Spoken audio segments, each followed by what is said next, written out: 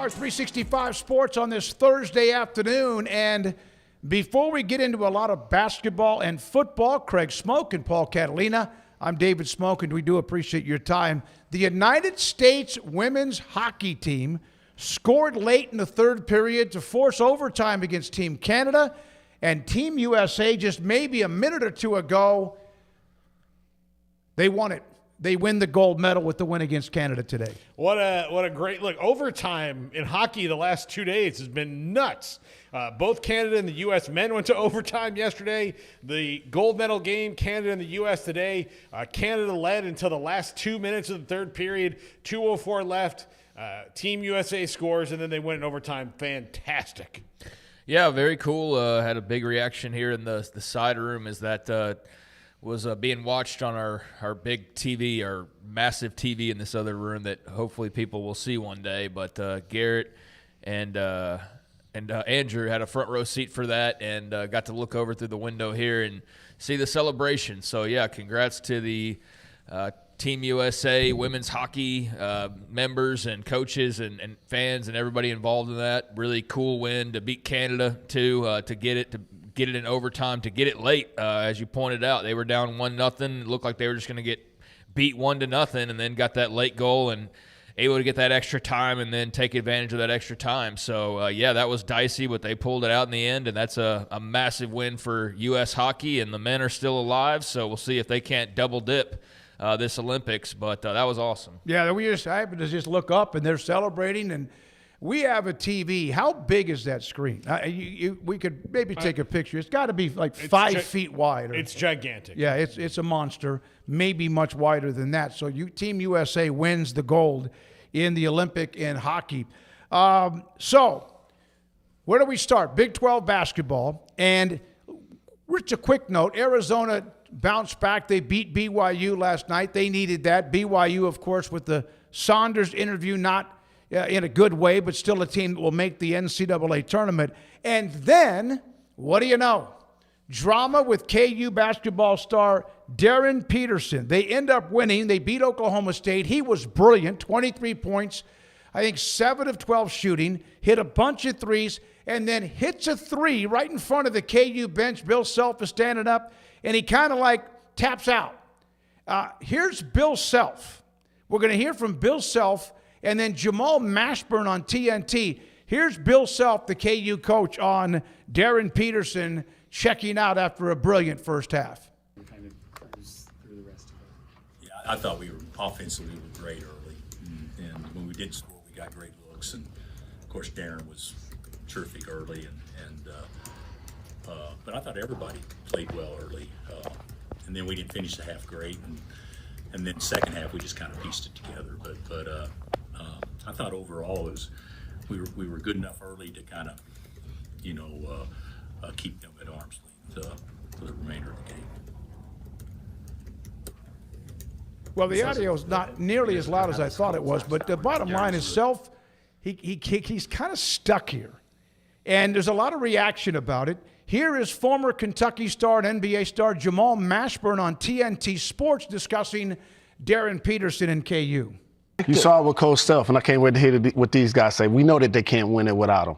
And we know they can't win it if he's only going to play 2 minutes in the second half. Yeah. So that's the obvious thing that Coach Self basically came to a realization on the podium today. I think the interesting part is with this NIL era and the transfer portal, this has become much more transactional than we really thought about, from the standpoint that we can't separate the conversation of them winning the championship and him going to the NBA, because it's a transition year for him at the end of the day. If he can go straight from high school and go to the pros, he probably would have done it. At the end, I mean, that's how I see it. Yeah.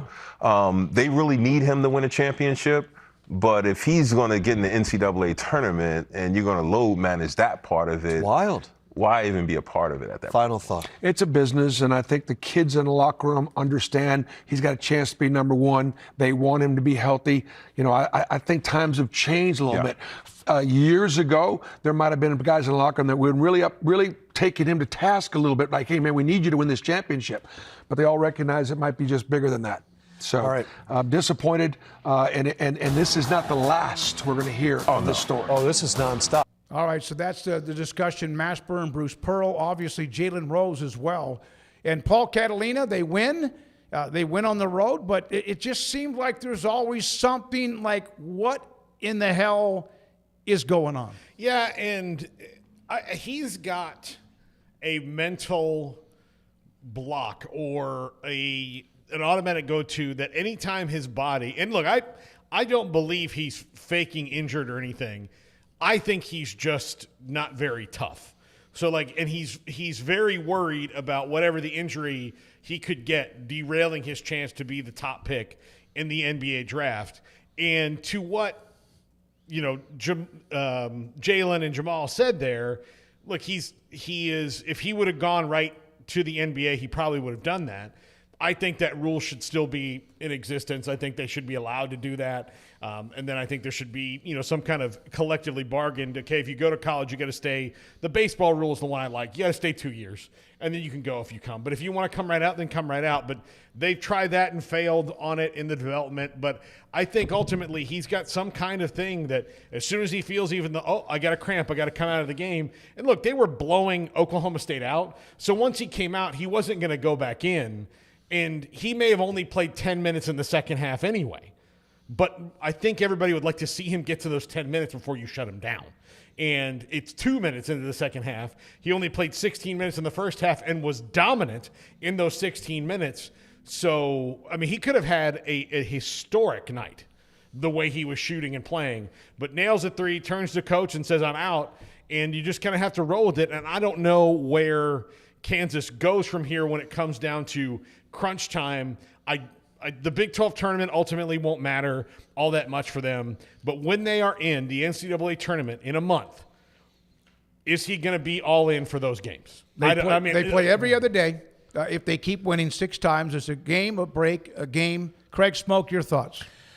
I think that Darryn Peterson could very well have some injuries that we just don't understand because we're not him and his body and don't know how he's feeling. I'm sure there's some element of that. I think that the dude's just soft and doesn't really want to play.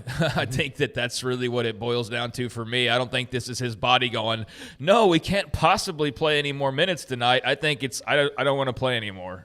Sit me on the bench. And he was the one that made the call to leave the game. Yep. He's practically the head coach at this point. As far as the handling of him goes, Bill Self has little to no say as far as Darryn Peterson goes, and that's become very clear. So Darryn Peterson's calling the shots for Darryn Peterson, and Bill Self's at his mercy, basically, is what it kind of feels like. And I don't know how that works moving forward, but I do think that it's fishy.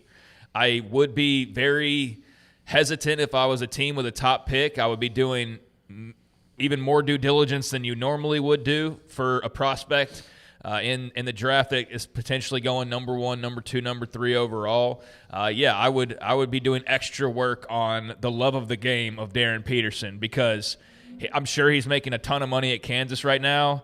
They make goofy money in the NBA.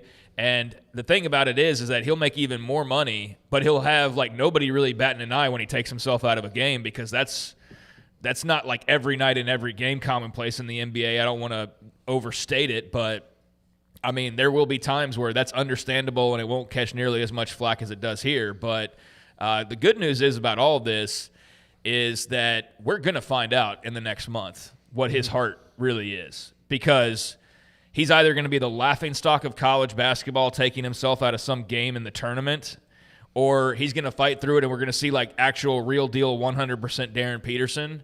And if he has to fight through it, then maybe we see him hurt himself and then you go, oh, well, damn, he was hurt the entire time. But either way, I'm just glad that we are going to see some sort of a resolution in the next month because we're going to have to because he's not going to be able to just take himself out of a game in the second round of March Madness that's close unless the injury is so severe that it's just become obvious that that's really the driving factor here. But it smells of fish, man. It's definitely fishy. I'm not buying that he's this hurt where he can play 18 minutes every time, but then he always has to come out halfway through the game. I just don't think the injury is that particular that it's I'm good for the first 20 minutes, but then I can't go anymore after that. Would you ever do underdog with him? How many minutes he plays? Would that?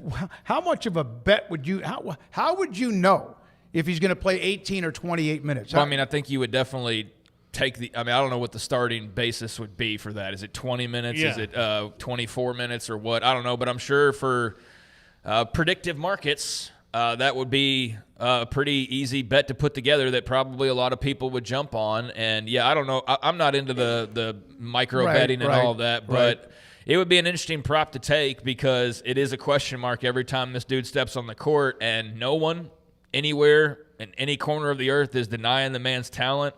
No one anywhere in any corner of the earth is denying that he's not as talented as a number 1, number 2, number 3 overall pick and deserving of that based on his athleticism and his skill set and all of those things. But there is a massive question mark from nearly every corner of college basketball. Even some KU fans who we noticed this in college more than – I guess in the pros it's probably the same way.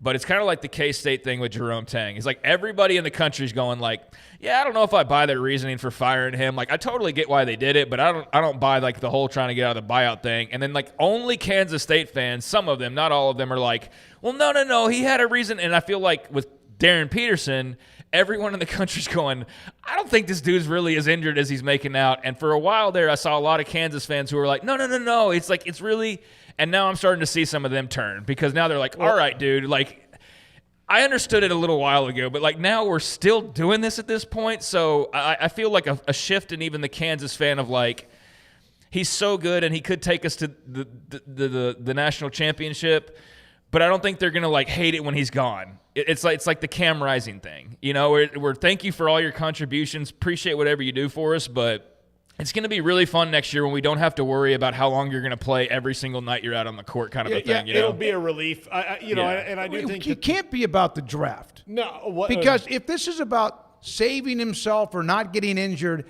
it wouldn't be this way because all you're doing is bringing up questions no matter your talent. But see, the NBA, and look, you can hear all these things where like scouts are questioning. They've never seen anything like this before. They can't wait if they left for him to be available. They can't wait. They absolutely can't wait. They're running to the front of the line to draft. And look, here's the thing. It's not like he's a bad guy and he's done bad things. He appears to be a little bit soft.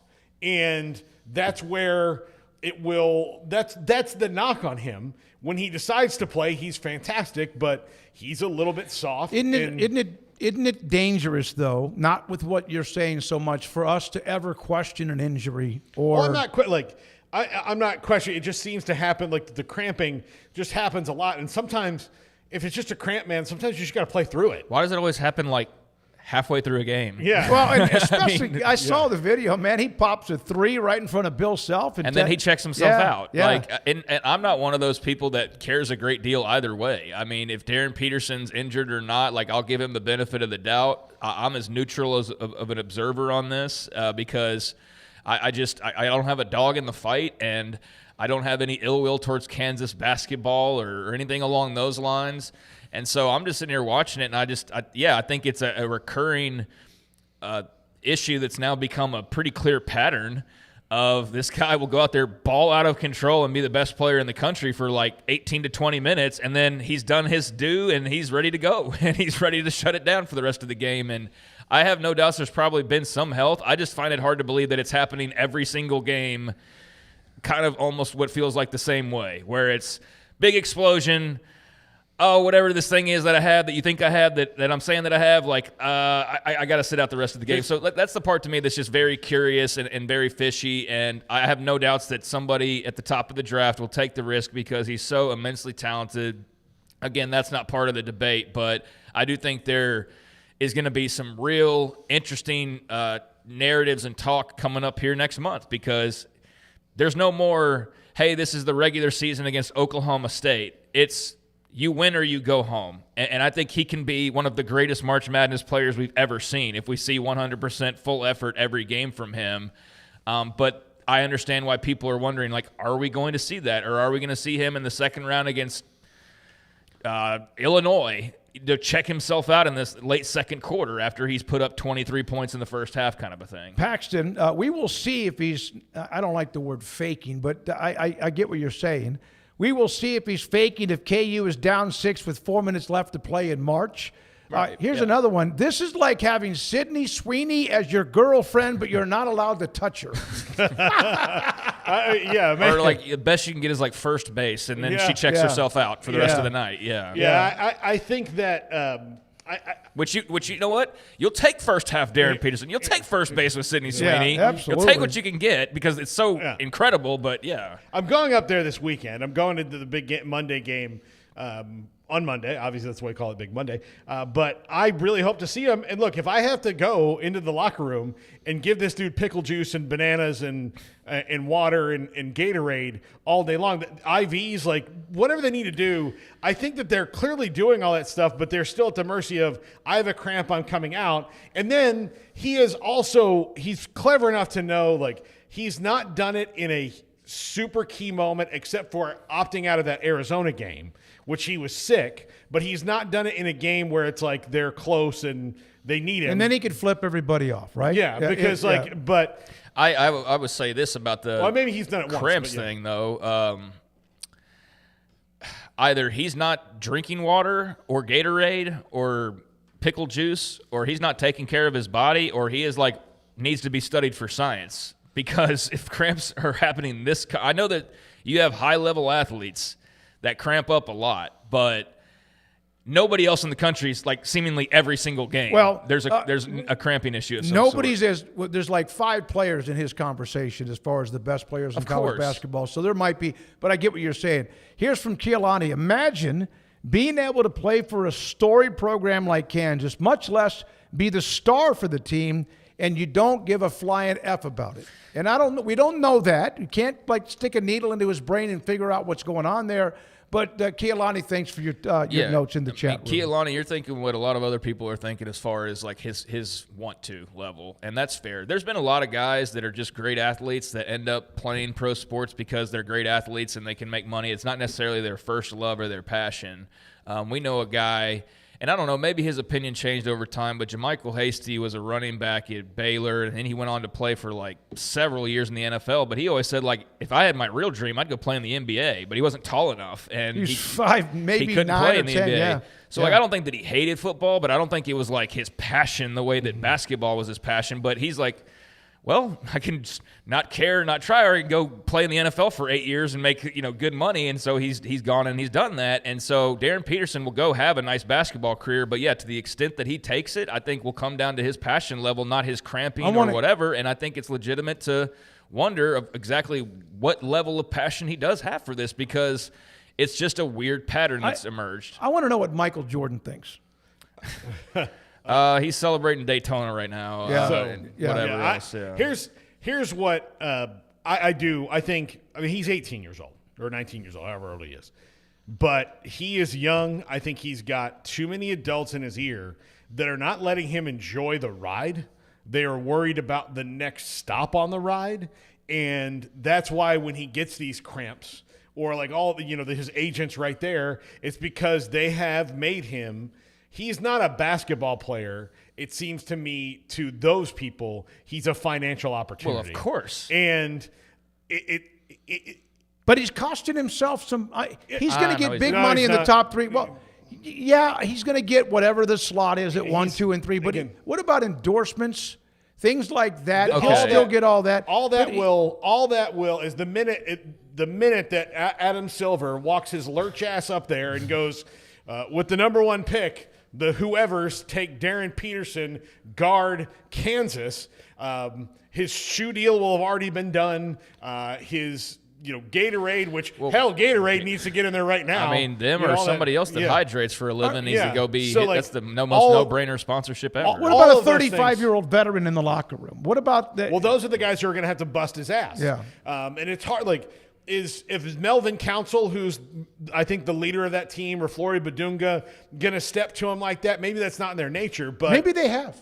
Maybe, yeah, but I don't know. But like, we can't. But what I do think is happening is that the people who are the adults behind him are controlling him because he's there. He's the golden goose, and every time they put it in his head, like, hey, don't risk anything, don't risk anything. And that's just no way to go through this because I don't think he's enjoying the ride as much as he could.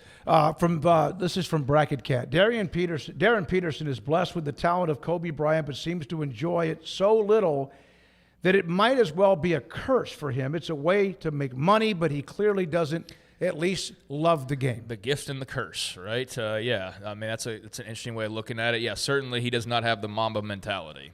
We can all say that very easily and feel good about riding that through the rest of his career. He does not have the Mamba mentality. But, yeah, I mean, this will all come out in the wash, fellas. We're going to find out here in March. And what are we going to be saying if he goes in there and plays in March and he's playing 30 minutes a night and they go win the national championship, he's tournament MVP? Oh, yeah. And, So and all of a sudden he's a, I think gutsy, you've got to sit there and have a real conversation if you're one of the top two teams. I'm like, okay, him versus AJ DeBansa. Well, maybe I do take DeBansa just based off of if all things are equal or like they're ticking similar boxes. I know they're different types of players, but if they're both very capable players that can be good for our franchise, then maybe I go DeBansa because I feel like this dude will actually want to go out there every night, and I don't know that about Darryn Peterson. And I don't know. I don't want to give him a bunch of excuses either of like, oh, well, the agents are making him do it or the whatevers. Yeah, because he still has to make that decision himself. I mean, he's the one checking himself out. Yeah. But, yeah, it's a really fishy thing that's, again, become a pattern. And that's just sort of where I am with it of, all right, give it about another month. Let's get into the Big 12 tournament here in the next couple weeks and then March and how all that goes. And we will see. We will see the passion level because it's either going to have to be there 100% or it's going to be very clear that it's not there 100%, and that's going to be his legacy at Kansas. He's either going to be the guy that kept checking himself out of big moments and big basketball games and maybe prevented them from going as far as they could have because he wasn't willing to put forth 100%, or he's going to go hurt himself because he is as hurt as he claims to be and is trying to give his maximum effort for Kansas to close out his career on a high note. I mean, we're going to see because he's not going to be able to just in the middle of the second round, unless they're blowing people out left and right. But, yeah, it's going to have to be all or nothing in tournament time. So I look forward to that. I hope that he can stay healthy along the way to get there. I mean, with what we've seen in the last week with Richie Saunders and also JT Toppin, like, hell, I just want everybody to get to March 100% healthy, and then I'll worry about all the drama after that. But, yeah, that was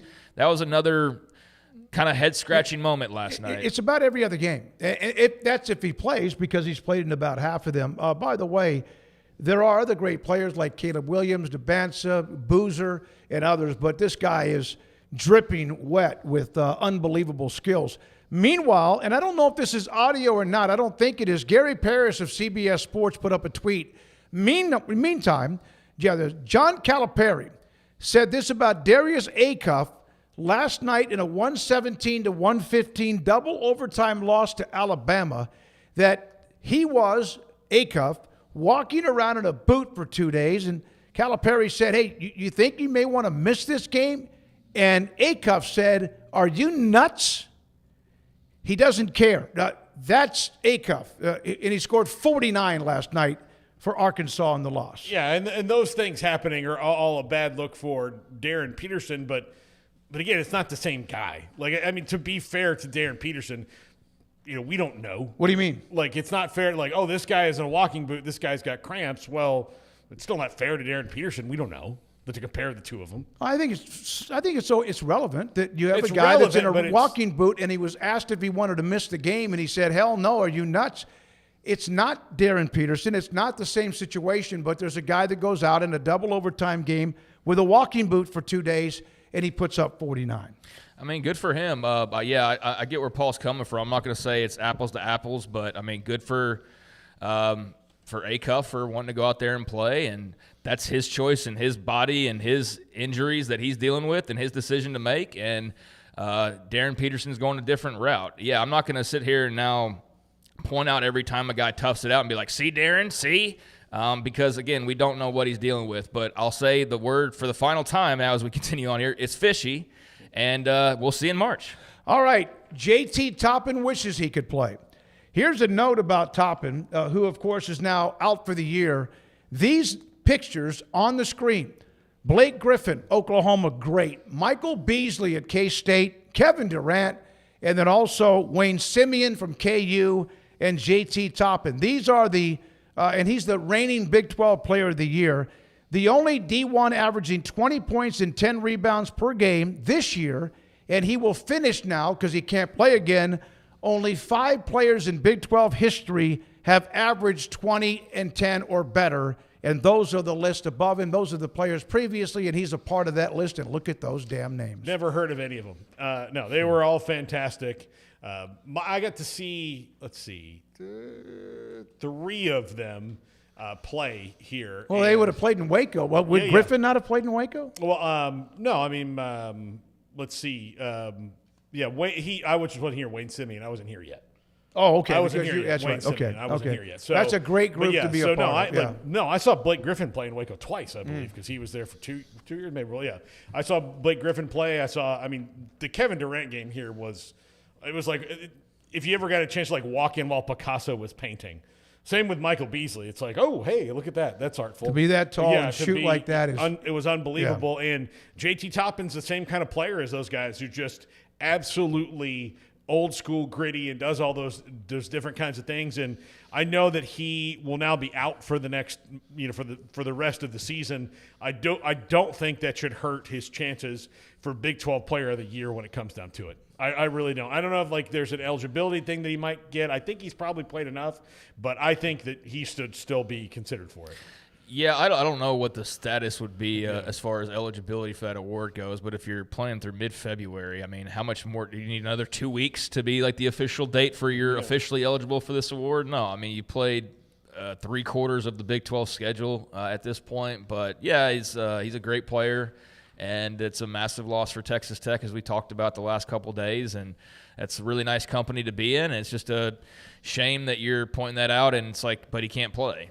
So, yeah, like that's really cool. That's what he accomplished. But it's also as much JT Toppin as we're going to see now. So it's, on the one hand, really cool company. And on the other hand, really sucks that we're looking at him almost in a past tense now, because as far as his college career goes, it is in the past tense. He will be heading to the NBA, barring just something I would think completely unforeseen, no matter how good. I don't think he has an eligibility left, does he, at this point? Yes. Does he? Yeah. He has a They year. were talking about he would have been drafted probably late first round, early second.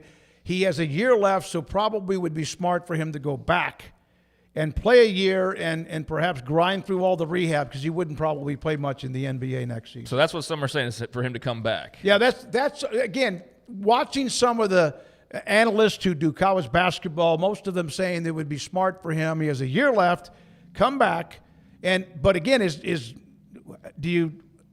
Well, he'd make easy money. We know that, so he'd make easy money. So yeah, I didn't know for sure if he had a year or not. He does. But okay, so that might not be the end of his college career. And then that's great, and that makes the blow a lot less intense. Although it does not do anything to diminish how much of a blow it is for this year's team. So yeah, I didn't really consider him, I guess, coming back, but I hadn't thought too much about it either. So that's good that he could make a grand return and then finally be able to finish things out. But it's just a bummer that he's not available right now, when they could certainly use him, and they are certainly in the mix to do some damage if he was available. A.J. DeBansta leads the country in scoring. P.J. Haggerty at K-State is second. And then you have Toppin is ninth in the country in scoring. Those players all will be in the conversation for Big 12 Player of the Year, and Peterson will be too, along with, what's the guard's name that's so sharp at Houston? Is it Kingston Fields at Houston, who's such a great player.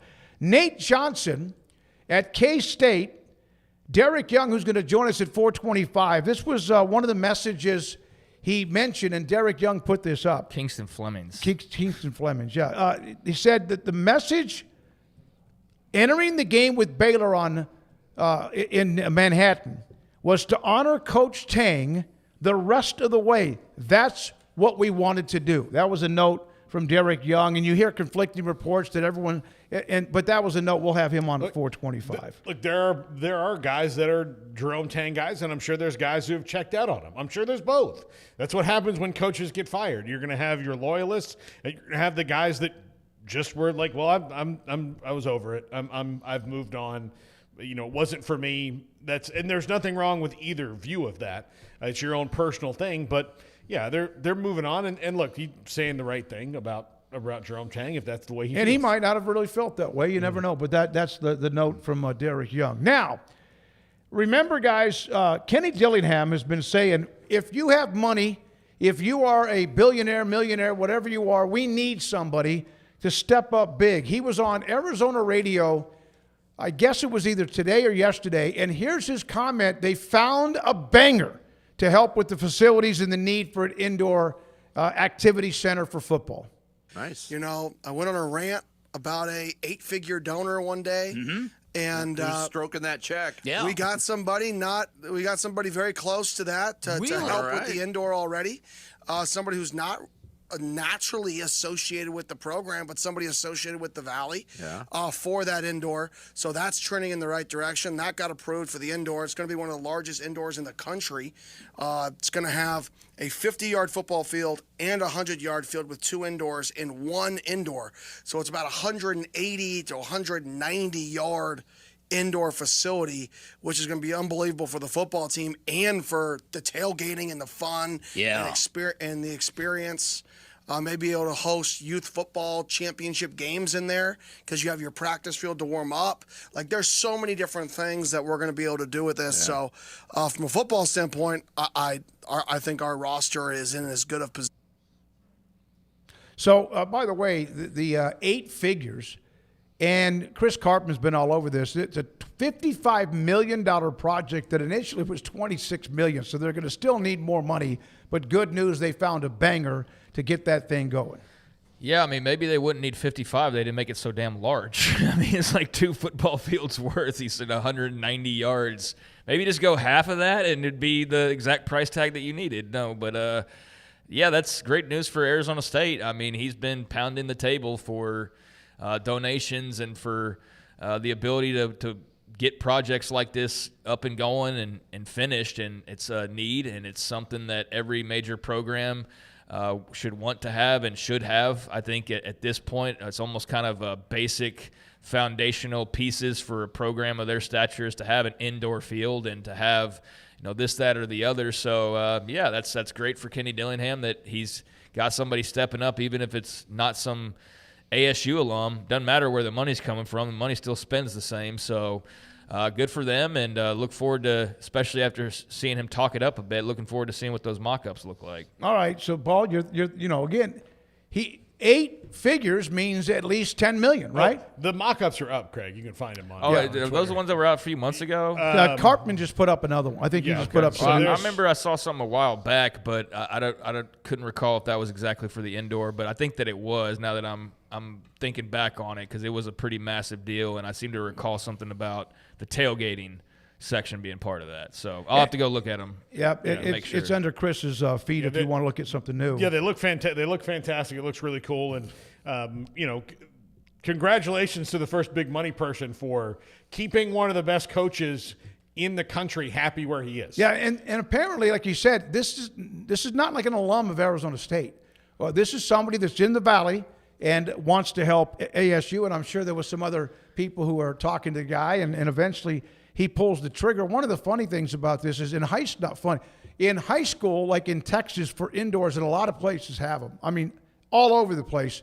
You have to turn it almost into what they call a multi-facilities type indoor, because you also want, like the soccer team, to get the votes when it comes to that, you have to get everybody involved, not just the football fans or football parents. Yeah, I mean, I think I saw these mock-ups, so if I didn't, then I somehow had like a dream where I saw these, because I feel like they're all dropping in the last couple hours, but I feel like I saw something along these lines. So, yeah, it looks really cool. It'll be a great deal for Arizona State fans and for the facility people that need to do or want to do different projects and things, like you said, with youth football. So, yeah, good for them. I mean, they've, I think, done enough in his time to warrant at minimum keeping up with the rest of the league. And we've seen a lot of schools around putting big projects together, Kansas most recently.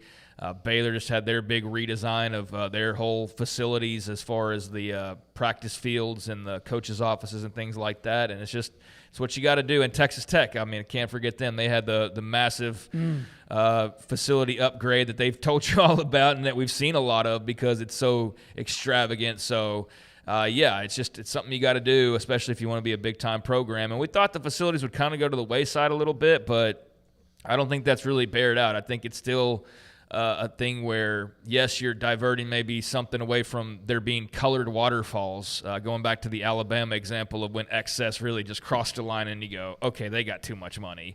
But I think that, this will be great, and facilities are still as important as they were before. You just maybe take some of the excess off that you don't need. They don't need waterfalls. You don't need like all that kind, because that can go towards the offensive line instead of. But you do need a nice indoor in this day and age still, and so ASU looks like they're going to tick that box. You know, one of the things, and everyone does it, and that's with the Baylor with the Fudge Athletic Center. They had the indoor, and then they expanded it, and then they added the entire new football facility around it. And it's amazing how they can get all that done. And the bells and whistles are absolutely incredible. Now, you guys want to know let's break. Let's come back, and I got a break about a player at Illinois State that did something last night that his coach brought up in a win that was pretty unique. Plus, we've got a few more things to get to. And the quarterback's coach at K-State, his thoughts about Avery Johnson. Thank you. Please, if you have not hit the like button or if you have not subscribed to our show, we would appreciate you doing that whenever you possibly can. Matt Brown today at 4 from Extra Points. We'll have Derek Young on K-State at 4:25 today. Craig's off the radar. And then today also Scott Wright from the Oklahoman will join us at 5. This is 365 Sports. Stonewood Dental, they're back. Dr. Steve Childress, my dentist, has been now for almost 6 years. I cannot explain. One, he kind of has the ability to get my attention and gave me some truth serum about my dental work, that it was going down the wrong side of the track. And everything's worked out really well. So I went back the other day to get a teeth cleaning. It's like clockwork. And if you don't take care of your dental work and then a teeth cleaning comes up, I don't know about you, but many times I'm like, oh my God. Like, I didn't want to know if I had a cavity. You'd probably do if you're kind of have some sort of, that bothers me. So I went back and he's like, hey, you've really done a great job taking care of what you have, whatever's left of what I have. But Dr. Childress is amazing. He's unbelievable when it comes to even, for example, like crisis dental work. I've said the story before. One day I went to bite down on something on a Friday, and I mean, my eyes shot out of my skull. He met me at his place, at his dental office that evening, and fixed it to get me through the weekend. And then I went back and we did the rest of the work. Stonewood Dental, Dr. Steve Childress in Robinson, Texas. As my go-to guy, can you fix my smartphone? Yes. Do you have car batteries? Yeah. What about golf cart batteries? Of course. Battery for my G-Fob? Absolutely. My boat? Huge variety. Toy boat? Sure. Motorcycles? You bet. My apartment building? Whole building. Do you have batteries for my party lights? Yeah. Batteries Plus, the experts in charge. It's time to compete against yourself, finding too many excuses not to work out combined with bad eating habits, and Waco Regional Tennis and Fitness can help reach inside your competitive soul. Discipline, getting results you've only dreamed about, personal training, group exercise classes, and even a tanning bed, world-class tennis facility, and pickleball courts and lessons available. Waco Regional Tennis and Fitness, spacious, clean workout rooms, free weights, state-of-the-art technology, weight training equipment, and no intimidation. It's time for you to react today, not tomorrow, at Waco Regional Tennis and Fitness on Lakeshore Drive in Waco.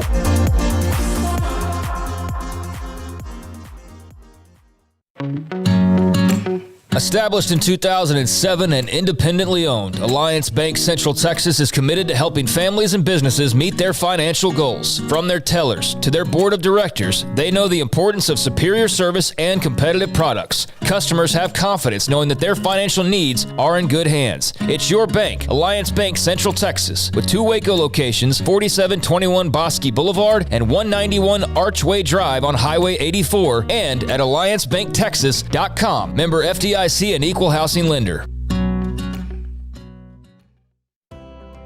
When you play hard, sometimes you fall hard.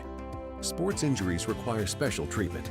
At Southwest Sports Medicine and Orthopedics, our team of expert doctors provides athletes and active adults with comprehensive sports medicine care, diagnostics. Whether you're in high school, college, or beyond, we'll help you get back on the field. Call on the team physicians for Baylor Athletics. Call Southwest Sports Medicine and Orthopedics.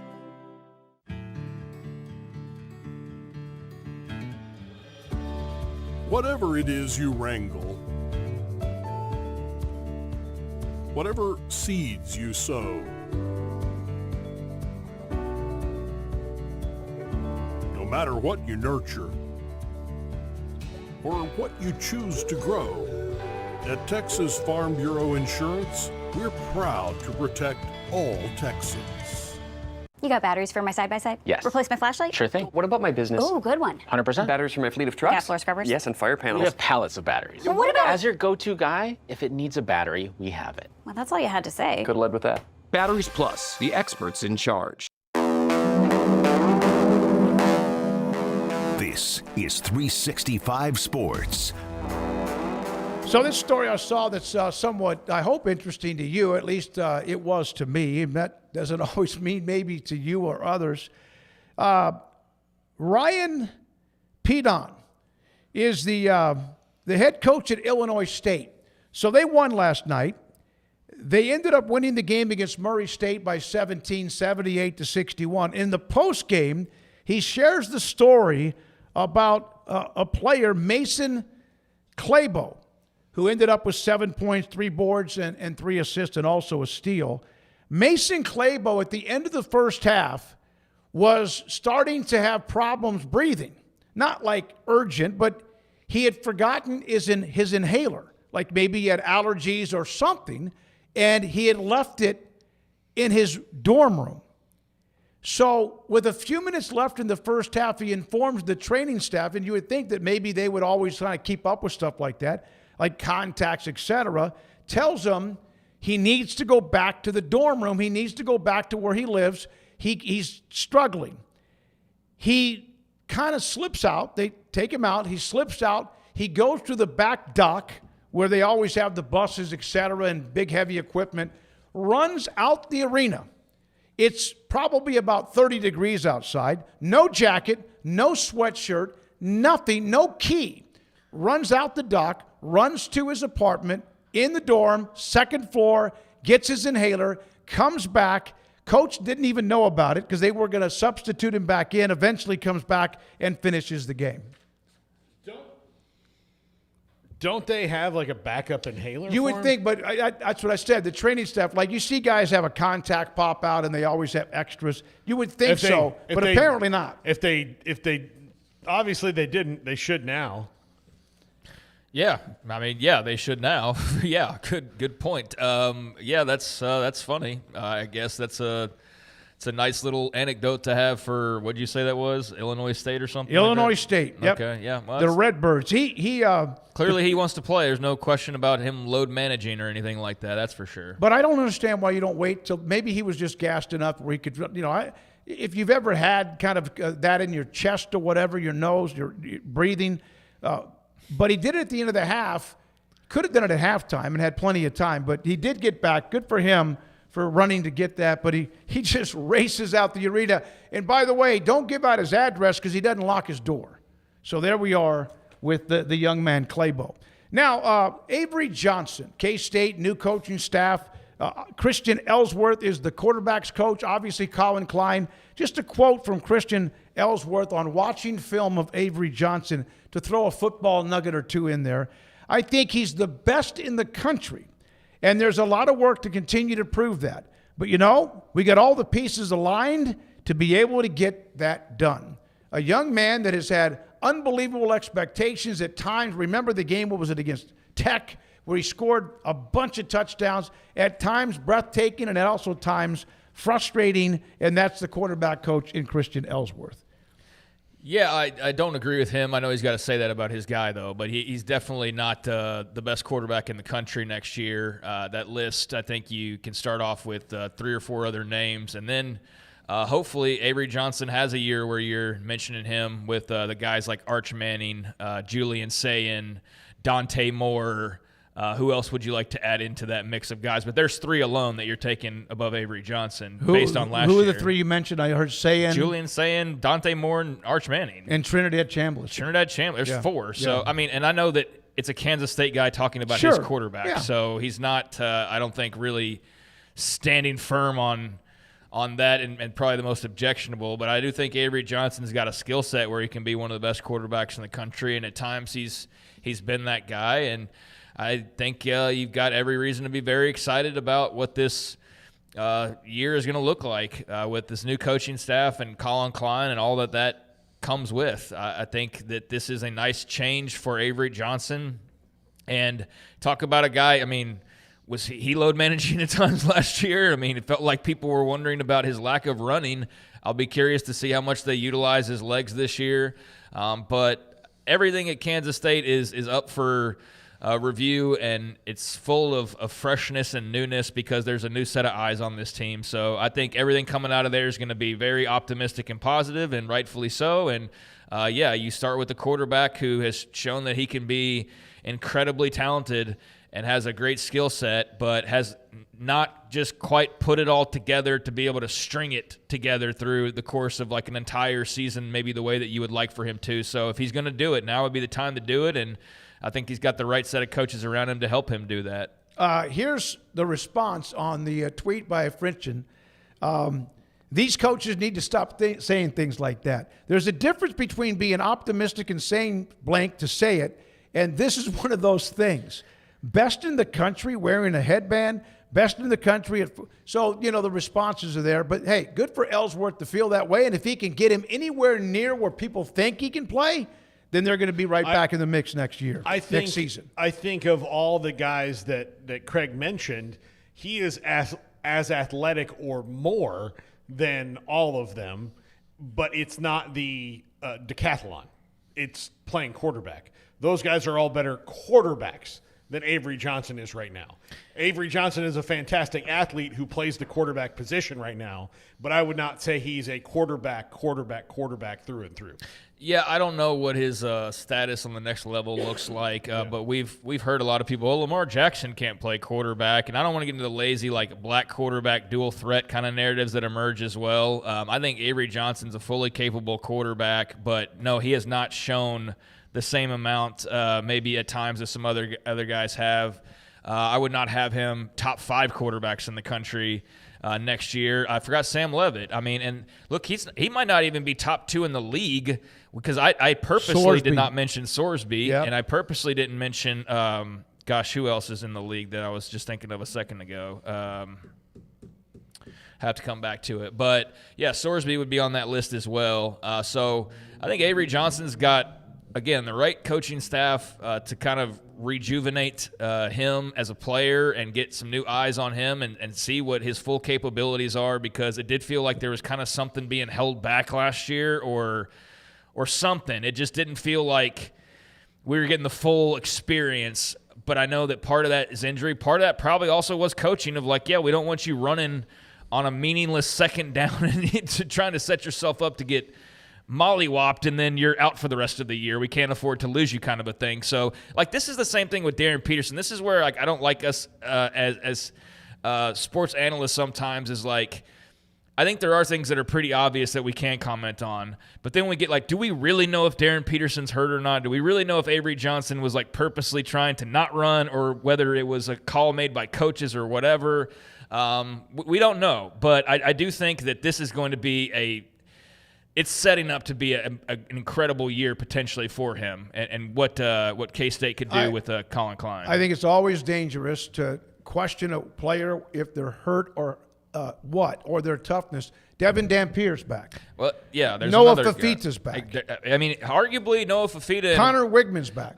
Yeah, I mean, Connor Wigman was really good last year. I mean, arguably Noah Fafita, you could say, and Arizona fans said it a lot, best quarterback in the league last year. I mean, if you really look at the numbers and things like that, I mean, there's other guys that are in that running, but he was pretty damn solid the entire year. Arizona just didn't get as much talk and love as some of the other schools got, even though they were steady all year long. I just think you were kind of waiting for them to, like, the shoe to drop or something, and they never were quite, like, firmly in the race either. They were, like, right below that, so they were winning games, but they just weren't being talked about like Texas Tech was being talked about, or a couple of other schools are being talked about. BYU was being talked about above them. Should have beat BYU, and then that would have been probably reversed because the BYU narrative would have had an extra loss on it, and you would have had a win over them. But, yeah, Noah Fifita was very good last year. So, yeah, I don't think that he's necessarily the best quarterback, much less the top 2 guys in the league, and he's certainly not the top guy nationally, but that's also a guy talking about his guy. So I don't fault him for that, and it's very clear that's what that is. He's tantalizing. Yeah. Here's the thing about his stats, and you look at it. He threw for pretty much the same amount of yardage, a little less, 300 or 400 yards. His touchdowns went from 25 to 18. His picks went from 10 down to 6, so that's good. His rushing yards, though, he averaged 1 full yard less that he did the year before. And he had the same amount of carries, 109 compared to 113. But it did seem like at times, and even Kleiman addressed it about him getting opportunities, give him the chance to bust it, because if he does get a sliver of any kind of room, most likely he's going to pick up huge yards. But the longest carry, he had 58-yarder last year, but 8 touchdowns. It just seemed like he could have just a few more explosive plays. Yeah, look, they didn't have him. They didn't have full Avery Johnson capabilities. They just didn't, right? They didn't have full all of it. Why? Last year. Because he was, I don't know, it felt like watching him felt like he had a governor on him a little bit. He was hurt. Like, he got hurt after the I believe it was a Colorado game. So he was dealing with injuries. It was a matter of, like, is this more severe than you're letting on? Because it wasn't the full experience like you were hoping it to be, and maybe unfairly hoping it to be, where, yes, he's dual threading it every Saturday, and he's running for 100, and he's throwing for 3, and he's, doing 2 touchdowns on the ground, and he's got 3 in the air. And like the Heisman campaign is what you were hoping for, and you got like half of that. And so I think you were just hoping that maybe there would be a bit more of that dual threat. But, yeah, he was dealing with health issues. The Colorado was their last game, so it wouldn't have been that game. Colorado, but one up earlier. By the way, let's not forget about the kid at Oklahoma State now. Oh, Drew Messina. Yeah. Thank you, Wet Blanket. But, yeah, no, but watching Colin. Yeah, that's a good call. That's a grave omission. Watching Avery Johnson last year did feel a lot like you're driving the car and it can go 70, so you're fine on the interstate, but when you have to pass a truck, you can't. You're like, all right, well, I guess I'm just behind this truck until he gets off or whatever, because you just couldn't. And then you take it to the shop and you're like, that's going to cost a little bit to get that fixed. But it's running. Yeah, the car was running, just there's not at full nothing speed. Worse than that either. Yeah, there's nothing. The car's running, but it's not running at full strength, and so that's what the problem was.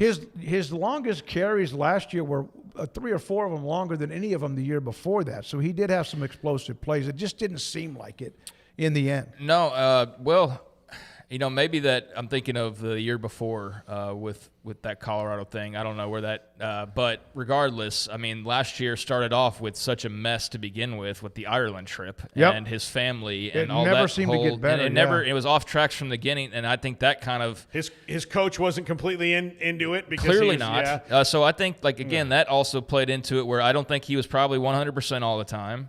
I think he was probably protecting himself, and they were protecting him because they know, like, if he gets hurt, then they're screwed. And then I think that he had a head coach who was probably giving what was his 100% effort, but it's not 100% of Chris Kleiman from like 3 seasons ago. No, it's like 87% of that. And then then the whole family thing right out of the chutes, and then you're losing game. So there was just a lot going on. There was a lot of noise last year, and he's the guy who, like, is being expected to handle and hold all of it. Like, that's what comes with the territory. So I think, do they not have an issue with their running back? And the guy who was Dylan Edwards. Yeah. Like wanting to play, like, speaking of load management, or just trying to maintain a season of eligibility. Like, you had the Dylan Edwards thing that I think about it as well. So, yeah, there was a lot going on last year, and it wasn't all on Avery Johnson.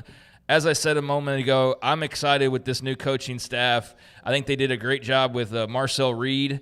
And Reed's game, obviously, by the end of the season, left a lot to be desired. But they've got a nice mound of clay to work with this offseason with Avery Johnson. They've got a great starting point, and I don't think he needs a ton of molding. I think he just needs a little bit of upkeep here and there, and a little bit of a push in the right direction.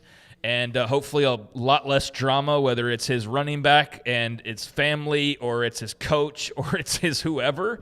And I think all of that will add up to K-State having a much less stressful year, and hopefully a much more not experience, but a much more fun Avery Johnson experience next year. It just seemed like there was a wet blanket. Excuse me, wet blanket. We're not talking about Oklahoma State around.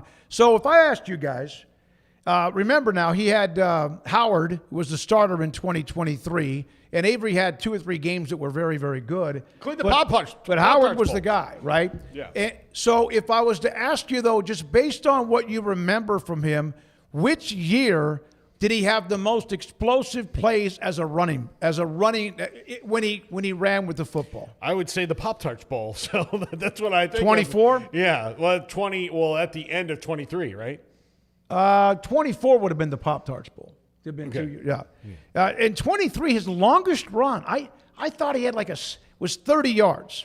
In 2024, his longest run was 33 yards. And then last year, he had runs that were 31, 46, 58. So he did have explosive runs. It just seemed like he had a few of those as a freshman. I was wrong. It also didn't seem like they were calling it all that much.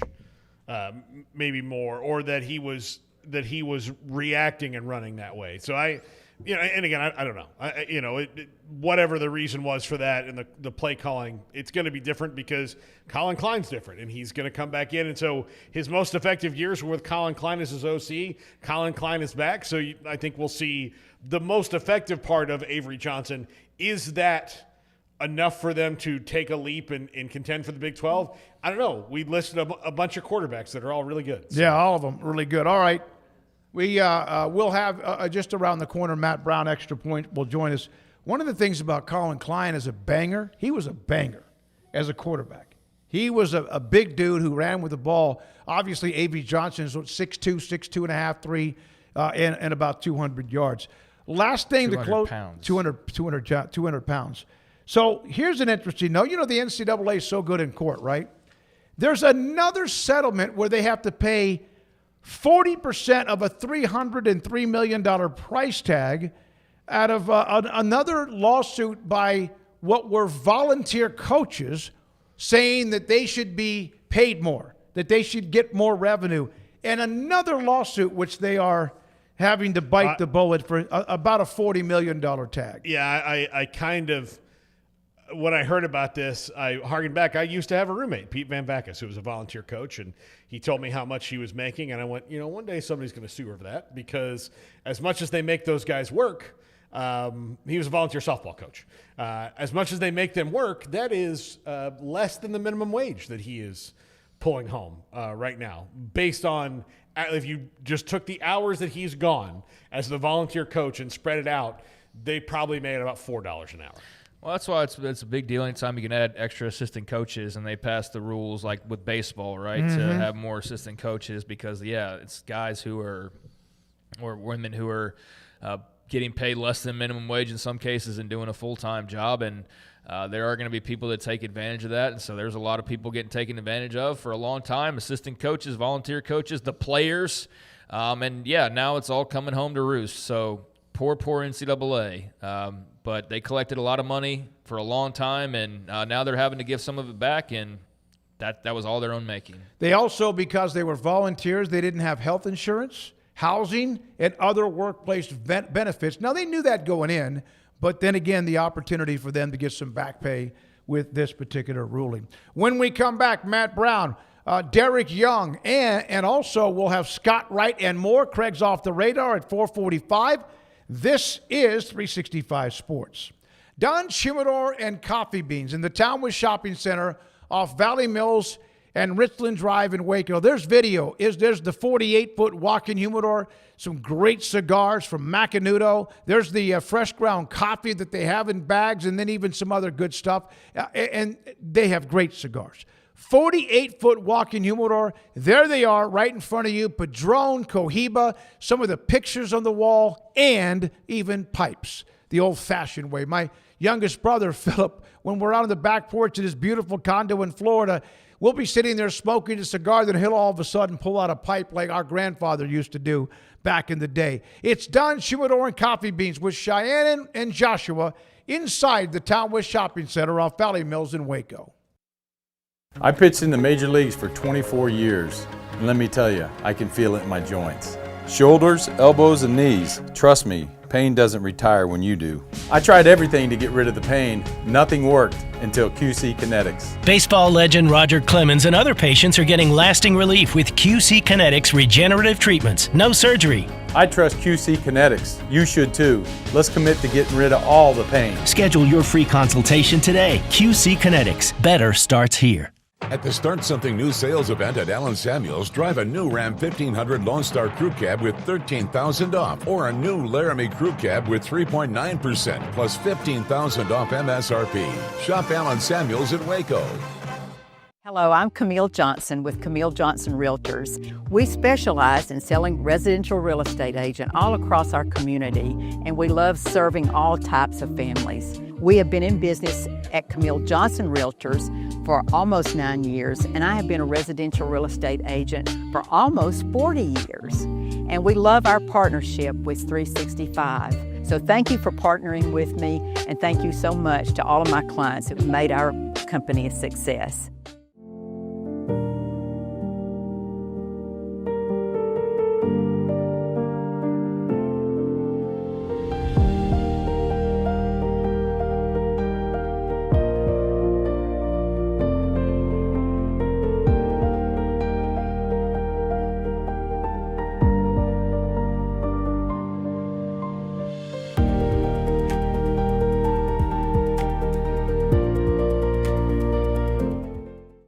Serving Central Texas since 1889, TFNB Your Bank for Life takes pride in being more than a bank.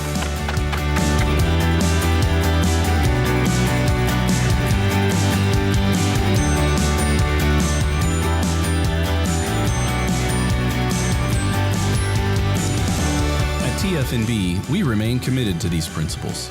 If you value them too, come join us. TFNB, Your Bank for Life. Petty Clinic Men's Healthcare in Woodway is now proud to offer you men an exceptional weight management body sculpting product called semaglutide, also known as Ozempic or Wegovy. Semaglutide is an FDA-approved weight management medication. Once-a-week injections of this powerful medication offers an average body fat weight loss of 20% within the first year of treatment. In addition to body sculpting, semaglutide also normalizes blood sugars and has the clinical research proof of reducing blood pressure, cholesterol, stroke, and heart attack risk. If you're like most men and you have stubborn fat that will just not respond to typical diets and exercise, then help us finally hear semaglutide. Affordable, highly effective. Google search Petty Clinic Waco and reach out to the Petty Clinic team today for a free consultation with Dr. Petty to see if semaglutide is right for you. Go to pettycliniclowt.com.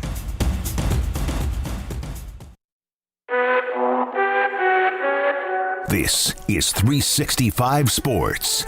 It's time for Craig Smoak's Off the Radar. A little bit early on that one, a little premature. It is 4 o'clock, and we're now joined by Matt Brown from Extra Point. It has been way too long since we've had this young man on with us who does a great job in covering college athletics and many, many other things. Matt, thanks for your time. We appreciate it.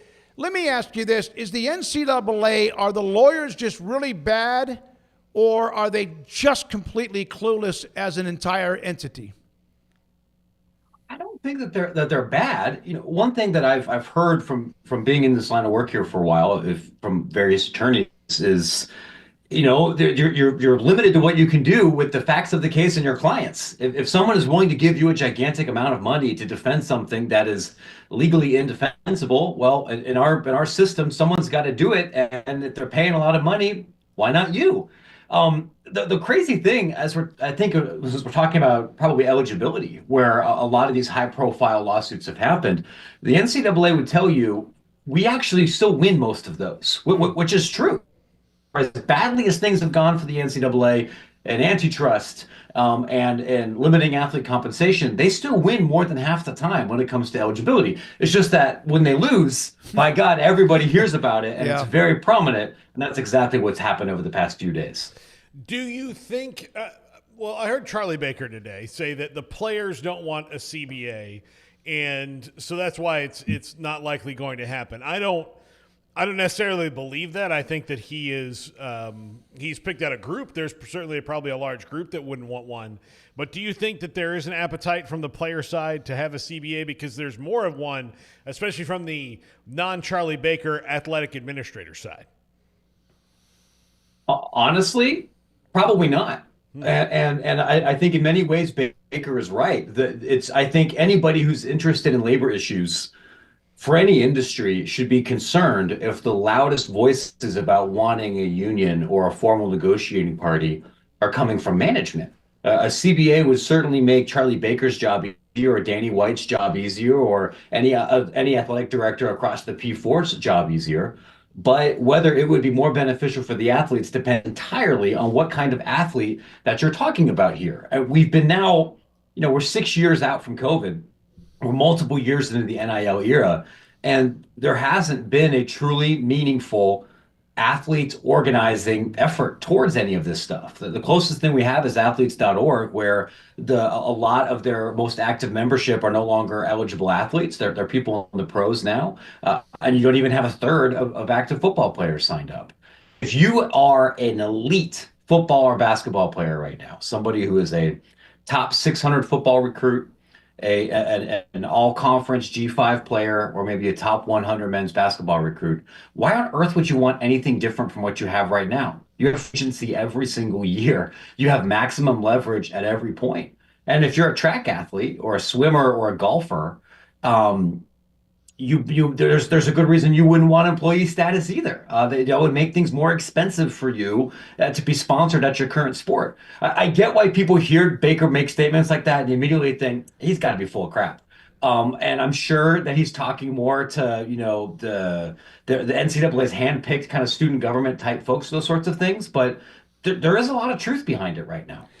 Matt, yeah, if you're a golfer or a swimmer or someone in those sports that used to get basically a half a scholarship and they have like 13 and a half for baseball, now I saw Texas release how many scholarships they're going to have for some of these sports. Everybody's on scholarship now. Everybody is, and that's a part of that House settlement, right?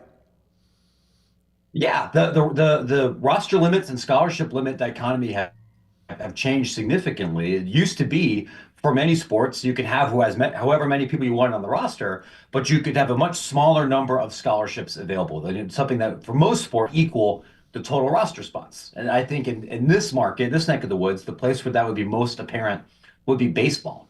You might have 25, 30 plus people on the roster, but what was it before? Like 9.5, 9.9 scholarships. And have to divide that up, and that's how they would yell at Vanderbilt for potentially having an advantage with some of their tuition programs. And now you can put everybody on there if you want. Most people don't, because most schools are not Texas, and even some schools that are funded like Texas, like Ohio State, are not putting everybody on there. Which I think to bring this full picture here makes it even harder to organize and build solidarity and movement around a large enough group to negotiate for a CBA. Because what a golfer at Texas or a golfer at Alabama or a golfer at UCLA might want, and a golfer at Purdue or Eastern Michigan or Eastern Washington, for that matter, may be extraordinarily different. And that's why it's hard to build cohesion, especially because all these guys are going to graduate in 3 years. Then you have to do the organizing all over again. Matt, with the conference realignment we've seen the last week with Sac State and North Dakota State, do you think that this is a home run move for them, whether or not either school, and obviously North Dakota State would be way more likely to, when the musical chairs stop in the next few years and there's another separation, even if they don't get in that it's still a good move for both schools? I think it is way more likely to be a good move for North Dakota State than it is for Sacramento State. And I think the important thing when we talk about both of these schools is we have to recognize that there's a lot of things at play here that really don't have that much to do with athletics. If North Dakota State sticks around, stays in FCS, they're struggling with fan apathy and donor apathy, which is a crazy thing to say when you win, what, 10 national titles in 16 years or something crazy like that. But when that becomes the expectation, if you fail to reach that on some level, suddenly you're not filling the Fargo Dome anymore and you need to go find another mountain to climb. That's not where Sacramento State's position is. And I think what the school's leadership there has been very clear about is we are doing this full well knowing it is not going to be profitable on the athletic department side.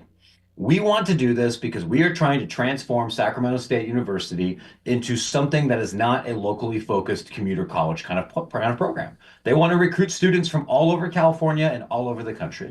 They want to bring in more residential campus. And they want to make a transition that I think we've seen with Houston and with UCF and with Cincinnati and a couple of other schools where 20 years ago, they really were, 13th grade kind of commuter colleges. And now athletics has been a part of that journey into something that's more flagshipy. Whether that's going to work with the amount of money that they're betting on playing Ball State on a Wednesday, I think is deeply risky, right?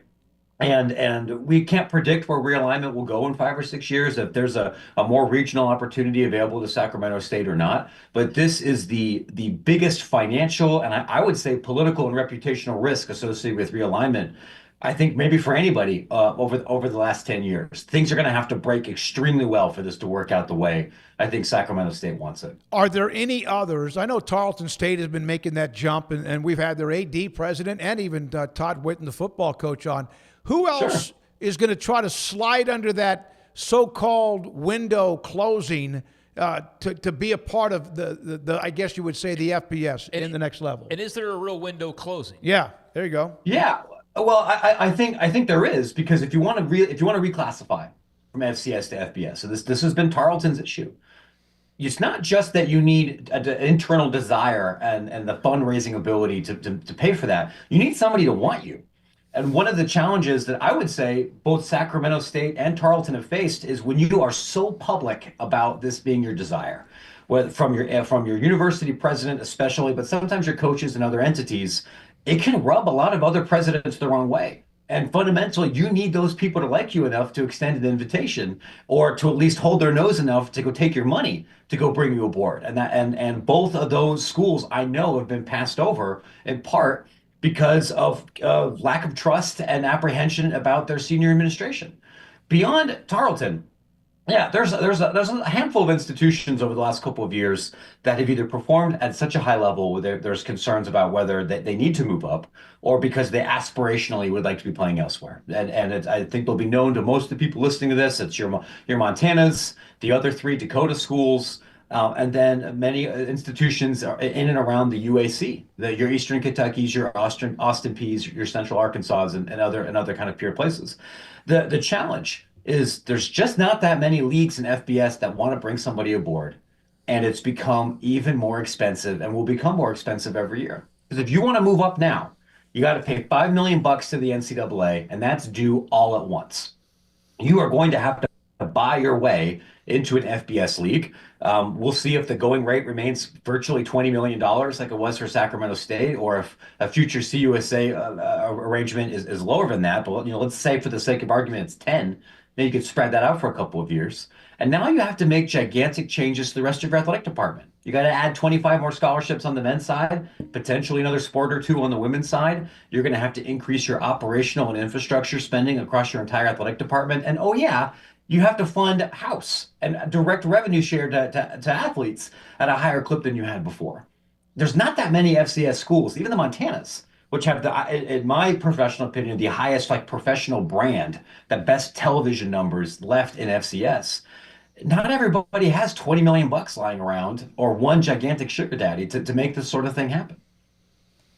So, Matt, have you gotten any kind of indication where it's all headed, or has maybe the playoff talk and the debate between the two SEC and Big Ten have maybe confused things a little bit more, since if we can't decide how many teams we want in the playoff, how can we decide what the next phase of college athletics and college football is? I think there's some of that. There's definitely some level of reticence if you're an AD of a school whose athletic department budget's around $35 million. And you recognize, okay, I've got data about what the immediate television contracts are going to look like for FCS and FBS. I know what the playoff distribution is going to be for both of these classifications, and I can try to make some kind of financial projection. But we all know in 5 years or so, give or take, all the power conference television contracts are up. And we don't know if that's going to lead to another gigantic seismic realignment event, that we don't know if that will lead to a super league. We don't know what Congress may do between now and then to limit further consolidation or change the benchmarks around conference realignment. And to reclassify now means you have to make a very significant financial investment without having all of the facts and all of the data. And sure, there's a chance that you make this move now, and by 2029, the Big Ten and the SEC functionally cease to exist because they're off playing in the Champions College Football Classic sponsored by the Saudi Arabian Sovereign Wealth Fund. And now your playoff access and your television money and everything else looks very different. And maybe we do have more in common with the Big Sky than we do everybody else, because we don't know what FBS is going to be. We don't know. And this can be frustrating, not just for ADs in the world, but for even for people like me. And by 2032, there's very little about college football that I would be willing to bet my mortgage will be the same. I'm not even willing to say I can guarantee there'll be a Big Ten in 2032. I can't. I don't know. Matt, I'm so glad. I mean, you led right into what I wanted to talk about there, and the fact you mentioned the Saudi sponsorship is that's too real and too likely to happen. That's why I had to gag over here. But yeah. Everybody's kind of speculating, of course, and there's all this, okay, well, what if the Big 12 adds all these teams, or they merge with the ACC, or the Big 10 goes grabs? And meanwhile, there's schools like Ohio State going, man, we make all the money. And you're starting to see this little chirping from the ADs of certain big schools going, we make all the money. We don't need a cap. We don't need a cap. We don't need a cap. We don't want a cap. And we don't need to do this for the sake of everybody else. So you just mentioned that part about the Big Ten there at the very end. Who's to say that Ohio State's even in the Big Ten here in the next few years, right? I think that's exactly it. So much of how the Big Ten and the SEC are configured right now is still fundamentally based on what kind of friends your institution made in 1918. And I think if we were to completely draw this up from scratch right now, would Purdue and Northwestern and Minnesota be in the highest echelon, most competitive, most financially lucrative league? Probably not, especially as the American population shifts, right? And maybe Oregon would be. And if we were having this conversation 15 years ago, they definitely wouldn't. You're beginning to see this not just from ADs, but from university presidents who are looking at exploding labor costs, exploding facilities costs, risk management costs, and the money that they might be getting from the state or federal government or other sources constantly going down, to then look and make some harder calls about, all right, maybe we shouldn't be distributing revenue the way we've been doing it for the last 80 years. Maybe Ohio State should be getting more than these other entities. And when people float Super League proposals, whether that's other reporters or academics and sometimes even people in the business world, I don't think there's any guarantee that the cutoff line will just be these two leagues or everybody in the Power Four. I could very much see a world where that cutoff is the top 32 football brands, regardless of conference affiliation. And that might mean Ohio State, Texas, Alabama, tell everybody else to scram. And now you've got Mississippi State wondering what to do. No, it's possible. There's no doubt. And they've always protected them. And I say them. Conferences have protected their own, like their siblings, right? Or even children. And you wonder if these hungry, these high, massive revenue schools might just say, hey, man, we appreciated the ride with you, but we got to go. And wouldn't that be something? It's happened before, right? I'm old enough to remember when the Big East kicks Temple out, in part because they just sucked at everything, but money was part of it. The predecessor for the Pac-12 used to have Idaho and Montana in it, and they were kicked out not because of television, but because nobody wanted to travel up there and play in a small stadium and not get any gate money. It doesn't happen often, and sometimes there's some kind of political nature that's dressed up in front of it. But sometimes realignments or things happen and some people get left behind. Baylor fans would know a little bit about that. Certainly Houston and TCU fans would. Oh, yeah. Because these things have happened before. I think it used to be that there was more of an assumption that tradition and inertia bound more things together in college sports than it does. In a world where even the gosh dang MAC has a conference that goes from Amherst, Massachusetts to Sacramento, California, I don't know what red line is left other than like casino ads on jerseys. Aren't you going to love that UMass Sac State game in November? That's going to be on a Wednesday night. Yeah, on a Wednesday night. I gotta be honest. If that happens, I'm thinking about going. I mean, it's kind of for the I'm in Chicago. I'm an easy drive from half of the MAC. Maybe I would go to like an Eastern Michigan Sacramento State game on a Tuesday and just count the people that are there, especially in Sacramento, because we published this on our sister publication this week, NIL Wire, a conversation with the MAC commissioner, who said, the current plan right now is for these midweek games that are played at Sacramento, they're not going to kick off at 11 o'clock Eastern. They're going to kick off at 4 to 5 p.m. local, which means you might have a game where Eastern Michigan or whatever is playing in Sacramento, and it's still a work day. It's 4:30 in the afternoon in Sacramento. There might be 12 people in that stadium. Well, you could go, Matt, and you could meet them all, and everybody can go out for pizza after. Sure. I mean, there's lovely Mexican food in Sacramento. Yeah. There's great Filipino restaurants out there. I'm sure I would have a great time. If you do that, I'll pick up the tab for you to have a nice dinner, up to like $100. Okay, we'll just have fun with that. We'll help out with the way. If Luke Wood and Scott and their athletic director haven't banned me from campus for being skeptical about how this works, I would be more than happy to come during a midweek game later this fall. If nothing else, it'd be nice for me to get some sunshine, right? Yeah, absolutely. Hey, Matt, with all the talk that we had, like the couple years leading up to this past year's crowning of a national champion, could you ever in a million years imagine all this shuffling of the deck and just all these different changes and lawsuits and everything would result in Indiana winning a football national championship? I mean, we haven't talked to you in a while. Just how gobsmacked were you by the fact that that's what this all led to, at least for this one season? Gobsmacked doesn't begin to describe it. And I think it's such a great story because maybe we forget about this, right? Because the championship game felt like it was 12 years ago. But Indiana didn't win off some fluke. Like, this wasn't a bunch of plucky, 24-year-old future dentists in basketball running the Princeton offense and winning games 38-39. Indiana was kicking people's ass. Yeah, like they were really good across the entire season.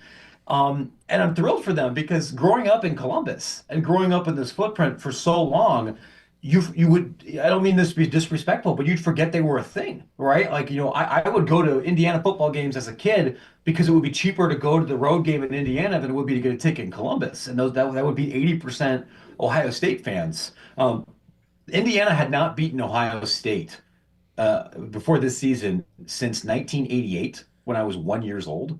And like before that, it had been in the 60s. The game was rarely close. And now they're a national champion. And I look at that, it's amazing because that's the product of so many, to your point, legal changes and administrative changes and realignment changes. And it's also proof that even as we all spend so much time talking about NIL budgets and who's paying more for so-and-so, and oh my God, Texas is spending $11 gajillion and they just bought the moon and nobody else is going to be able to compete.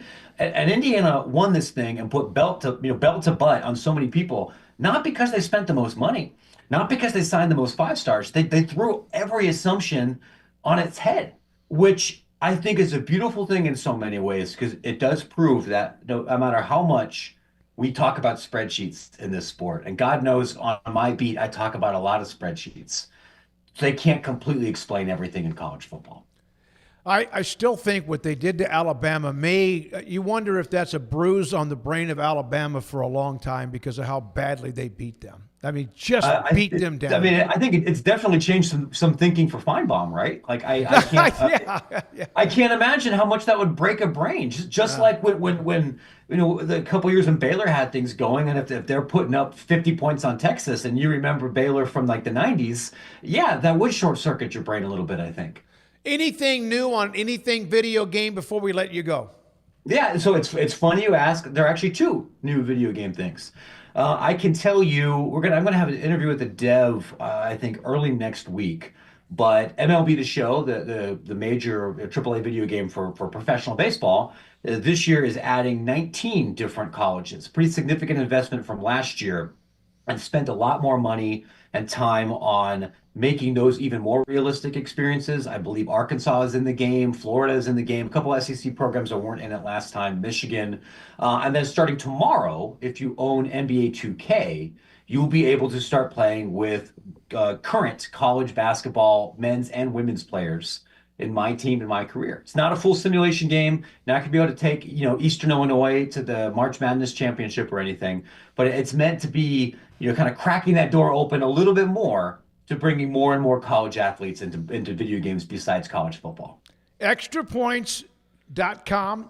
It's a great newsletter. I get it. It comes in my inbox. I love reading it. It's usually about 8 pages. I print everything because I'm a tree killer, but it's a great it's a great newsletter, and it's also worth the subscription. ExtraPointsMB.com. Yeah, that's right. MB. That's right. For Matt Brown. That's exactly right. Okay. But I get it. It's great. I love it when I get it. And I always print it so I can kind of piece together as I want the rest of the day to read. Matt, thank you. It's great to have you back on again. Have a great weekend. Of course. Thanks, fellas. Appreciate you having me. Be well, okay? ExtraPointsMB.com with Matt Brown. We appreciate that. When we come back, Derek Young covers K-State.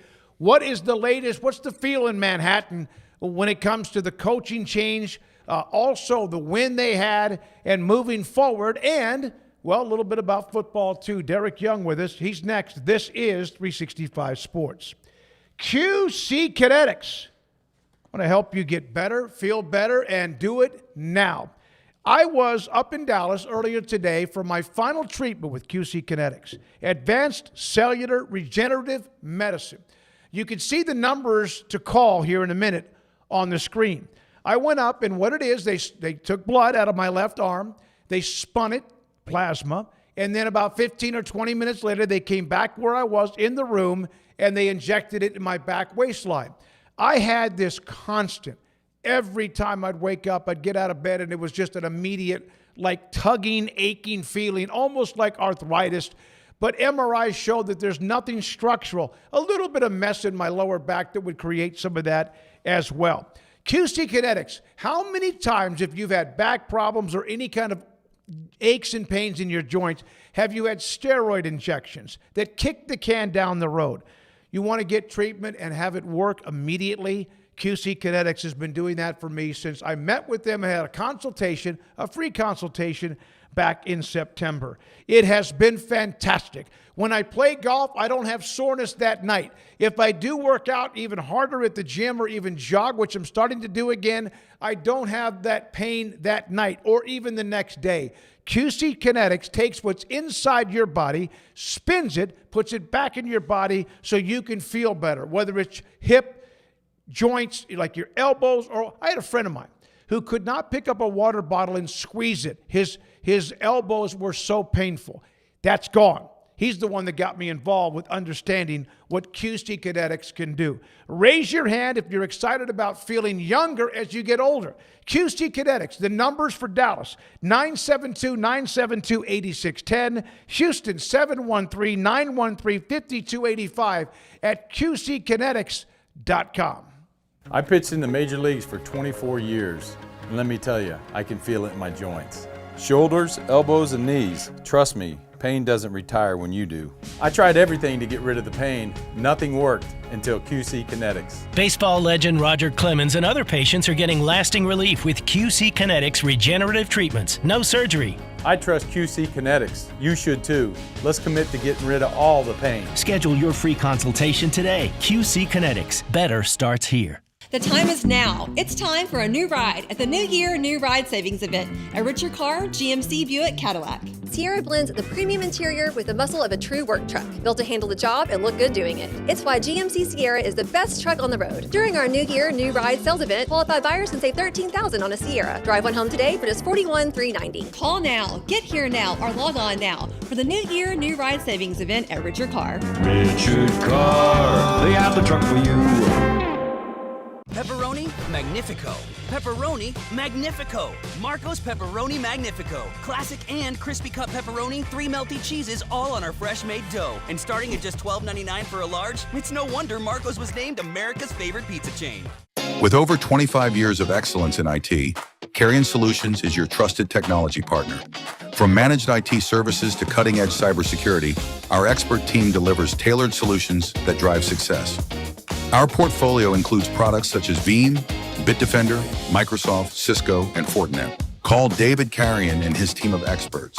Call 888-522-2221 or visit us at carrionsolutions.com.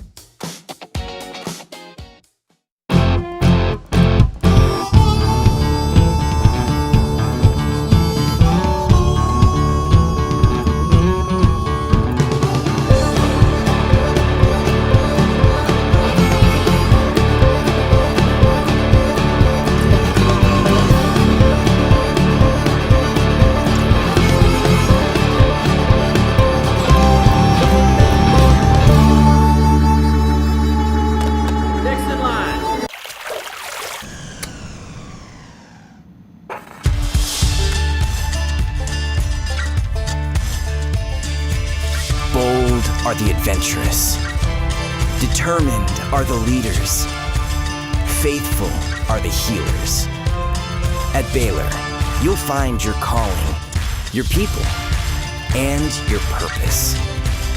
Dare to be you, indeed.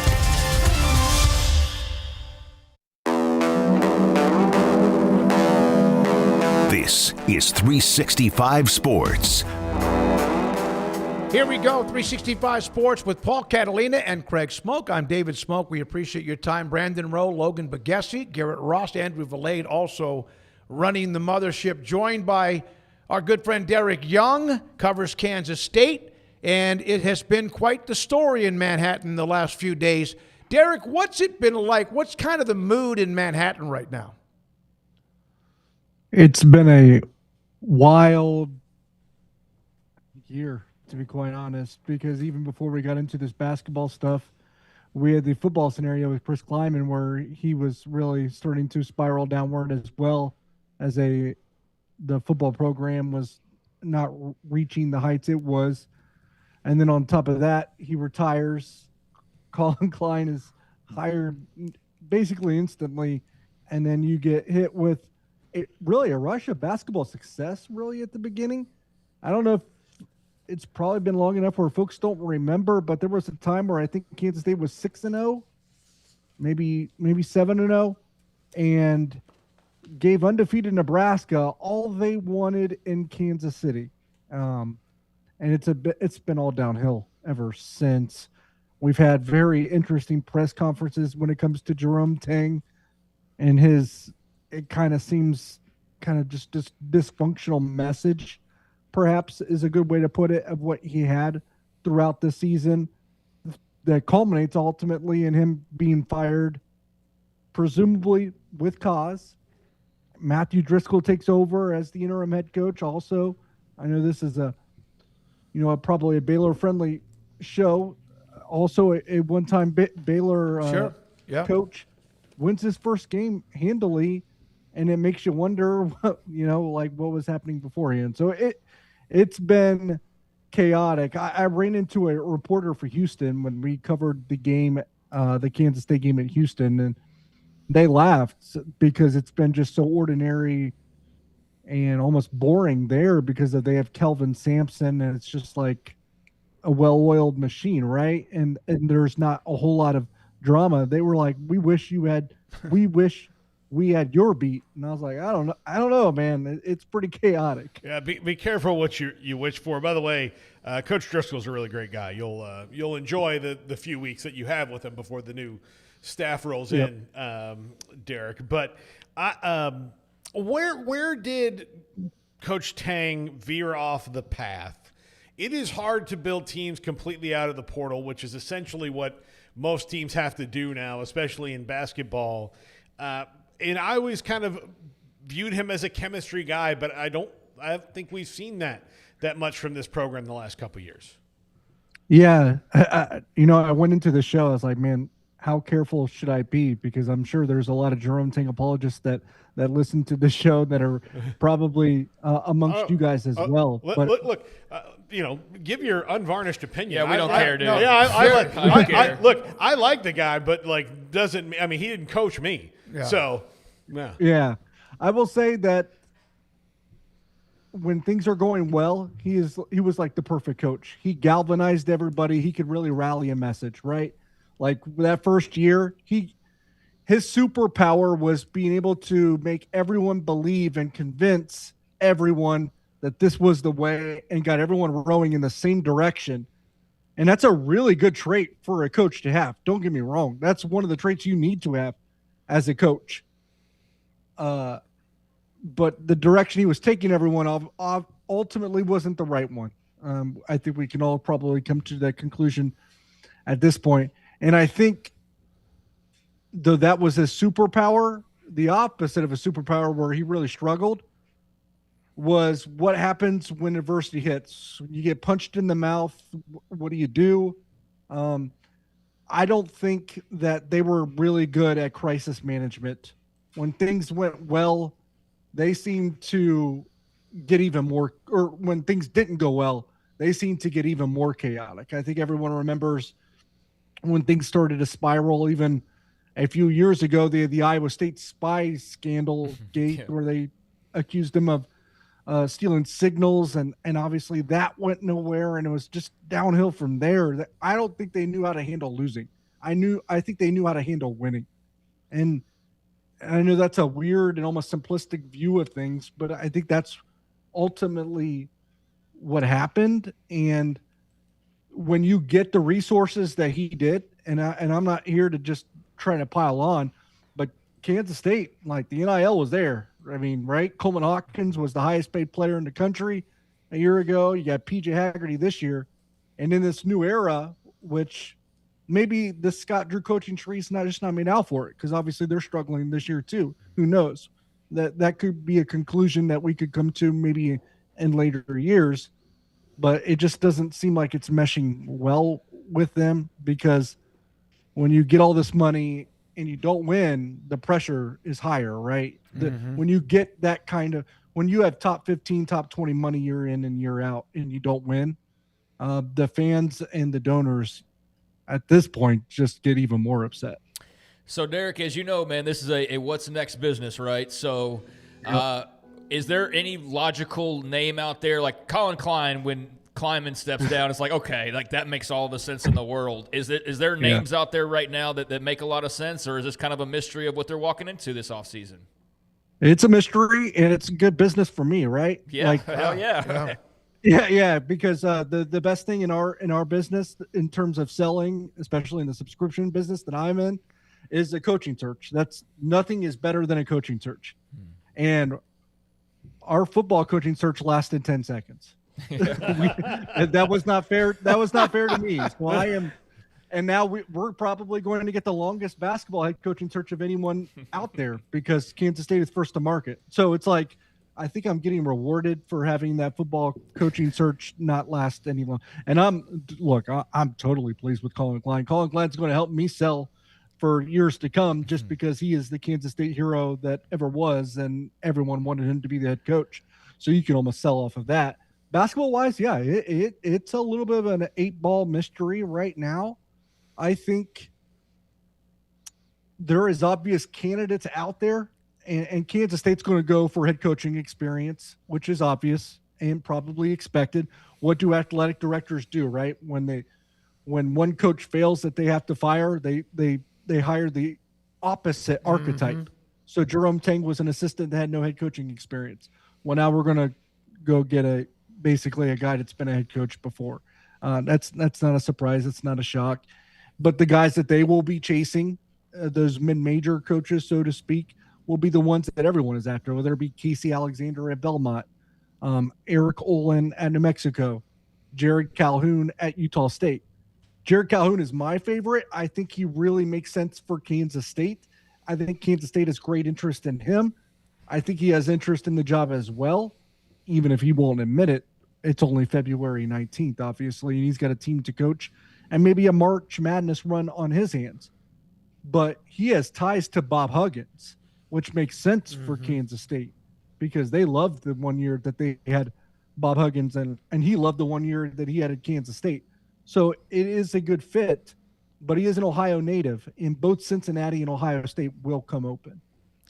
Derek, the comments we've heard from players since the Jerome Tang, since he was fired in the post game, they've all been very nice, respectable about we want to play for his whatever.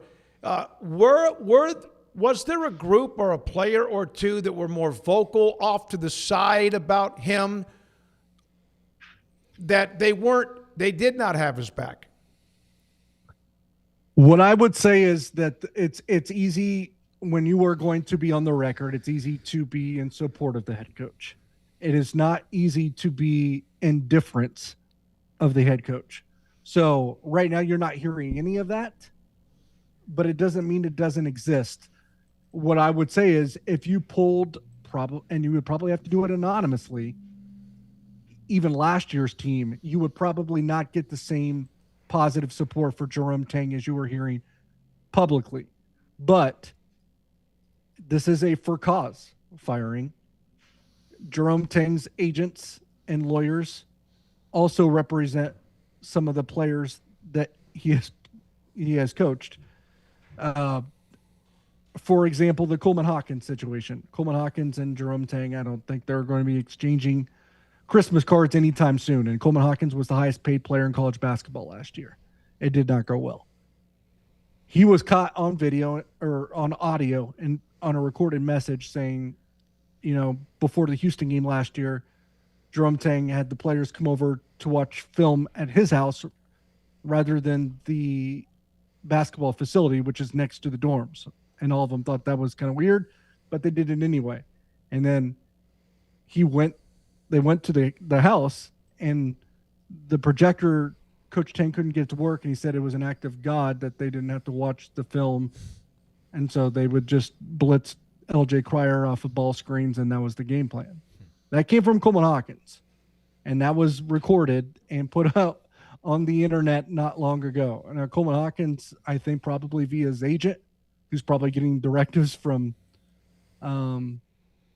Jerome Tang's lawyers and attorneys, is trying to play damage control and get all that taken down because he's actually asked the people I know that posted it to take it down. So, but also admitted that it's valid and real. So you have all this stuff. So there is a segment that will support Jerome Tang. There is a segment that will not.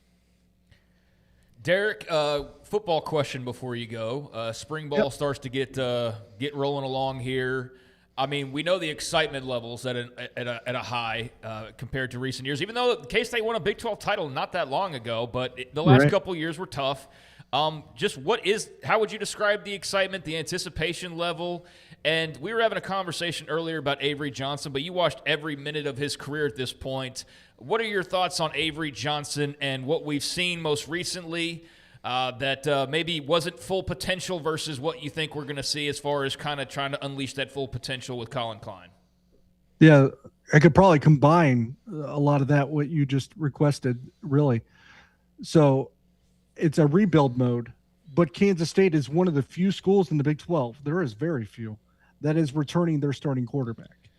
And that has as much starting quarterback experience as Avery Johnson.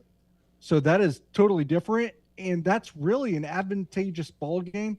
But also go look at the Kansas State schedule. They don't play Texas Tech, Utah, or BYU.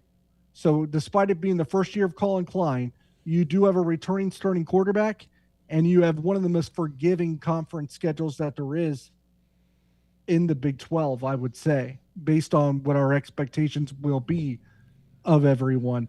On top of that, just because of the way that they built the schedules, they do it like decades in advance, which I think is silly. But Kansas State doesn't actually have a Power 4 non-conference opponent this year, which is a little bit different because it was supposed to be Washington State and they moved to the Pac-12. Well, the Pac-12 is not the Pac-12 anymore, and Washington State is not Washington State. So the closest thing to a Power 4 opponent that Kansas State will get in the non-conference is Washington State. And maybe I should correct that, because I don't know, between us, Tulane is probably closer to a Power 4 team than Washington State. And that's also on the K-State non-conference schedule. They begin with Nichols, which is ironically the same team that played Chris Kleiman in his first game as head coach. So that is a weird kind of thing there. But the vibe, I would say the vibes in Manhattan are, we got our guy. He's going to be great. Colin Klein, he will settle for nothing less than great at Kansas State. And so we're going to be headed in the right direction no matter what. But hey, we had a really good portal class and a forgiving schedule, so maybe Colin can do some damage in year one. Derek, good stuff, man. And by the way, we're in Waco. We are a full throttle Big 12 type channel, and so we appreciate it. When you come on with us, you can say whatever you want, what you feel. Don't worry about anything about that. And we would do the same thing and if we come on with you in a podcast too. So good stuff. Thank you very much. We've got K-State fans that are a part of the chat every day, some of our most loyal viewers. And so we appreciate you for being on the show today. 100%. Thanks, guys. Thank you. Derek Young with us. And again, Kansas State Online. And it's, we'll see here. Most of it was Bracket Cat, the old barn cat or whatever. And there was one comment from a K-State fan. I thought I have not seen him on very often before. I can't get to it. I can't find it. When we come back, Craig Smoak off the radar. And just after 5 o'clock, Scott Wright covers Oklahoma State for the Oklahoman. This is 365 Sports and Marco's Pizza, fastest growing pizza brand in America. Go online to marcos.com and see all the specials they have. It can change up from one week to the next. Usually there's one or two of the specials that never changes because they're, well, very popular and people like it, whether it's pizza, sandwiches, salads, wings, and so much more. Bob Mock owns 5 locations in the Waco area. Marco's Pizza, the fastest growing pizza brand in America. Marco's Pizza, marcos.com. Pizza lovers get it. Batteries? Yeah. Of course. Battery from a T-fob? Absolutely. My boat? Huge variety. Toy boat? Sure. Motorcycles? You bet. My apartment building? Whole building. Do you have batteries for my party lights? Yeah. Batteries Plus, the experts in charge. It's time to compete against yourself, finding too many excuses not to work out combined with bad eating habits, and Waco Regional Tennis and Fitness can help reach inside your competitive soul. Discipline, getting results you've only dreamed about, personal training, group exercise classes, and even a tanning bed, world-class tennis facility, and pickleball courts and lessons available. Waco Regional Tennis and Fitness, spacious, clean workout rooms, free weights, state-of-the-art technology, weight training equipment, and no intimidation. It's time for you to react today, not tomorrow, at Waco Regional Tennis and Fitness on Lakeshore Drive in Waco.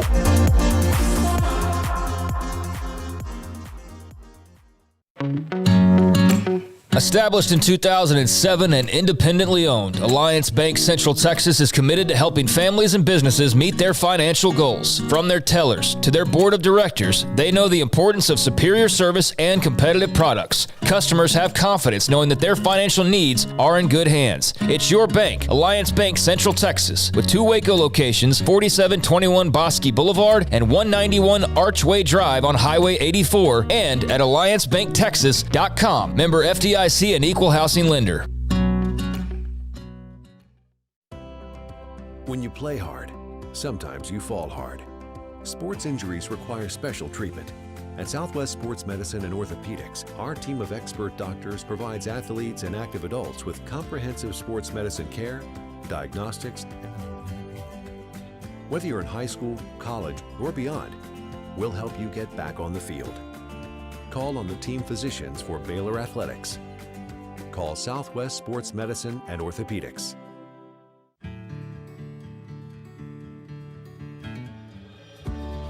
Whatever it is you wrangle, whatever seeds you sow,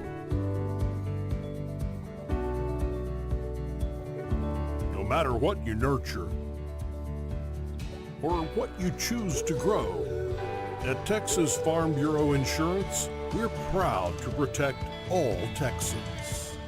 You got batteries for my side-by-side? Yes. Replace my flashlight? Sure thing. What about my business? Oh, good one. 100%. Batteries for my fleet of trucks? Gas floor scrubbers? Yes, and fire panels. We have pallets of batteries. Well, what about... As your go-to guy, if it needs a battery, we have it. Well, that's all you had to say. Could have led with that. Batteries Plus, the experts in charge. This is 365 Sports. It's time for Craig Smoak's Off the Radar. Welcome back into 365 Sports. And time for a little Off the Radar, as the bumper there indicates, and getting to some off the radar stories, but not everything completely off of the normal talking points. I got a college football-ish note or two, but I want to go back to about, I guess it was 2 hours ago now at this stage, the women's gold medal game in ice hockey as the Olympics continues to roll on along in Italy. The United States wins its third Olympic gold medal in women's ice hockey, 2-1 overtime victory over Canada at the Santa Giulia Ice Hockey Arena out in Milan. Megan Keller, game winner in overtime sudden death period, gets the backhanded shot and scores the ultimate deciding goal for Team USA, and that was just minutes after down 1-0 and looking like they were just going to finish second place and get blanked and be a team that was really, really good, but just not quite good enough on this day to win the gold. Looking like they were going to finish a runner-up. It was Hillary Knight with 2:04 to go. A big goal as the U.S. decides to pull the goaltender, add another person onto the ice, which strategically made a ton of sense, and it worked out. So Hillary Knight with the equalizer, Megan Keller with the game winner, and the U.S. women are your gold medal ice hockey champions. So brutal for Canada. Just absolutely brutal loss to get to that late in the game and to feel like you were pretty much in control, and then to get double whammied like that late in regulation and then in sudden death overtime. I don't feel too bad because, after all, I am an American. But you could see the pain on the faces of the Canadians, as you might imagine. So just very, very cool. We got to catch some of it. And this has been what I consider sort of a quieter Olympics. I've talked about it previously. Just haven't been like super into it. I've been following, I've been watching. I've just not like felt the patriotism running through my veins. I think that might have been one of the first times I actually felt it. Or Michaela Schifrin last night, just knowing her story. That was cool. Awesome. But Michaela Schifrin gets the monkey off of her back, gets her first gold in forever and ever, it feels like. So many injury issues. So Schifrin last night, U.S. women today, men's ice hockey still in the mix for a gold medal as they get ready to play the semifinals tomorrow. I'll have a little bit more detail on that. But, yeah, these last 24 hours have been amongst some other things that have occurred as well. I don't want to mention too much because I don't know what's spoiling at this point or not. No, this is one of the best days in women's Olympic 24 hours, yeah. Winter Olympic history with what they did, because there was another thing that happened today that's a big deal because it's one of the most popular sports to watch. Yeah, Alyssa Liu won the gold. Punk rock skater Alyssa Liu. I don't think I've ever seen anything on figure skating quite like her. But yeah, it's been fun to watch. I loved watching Michaela Schifrin last night.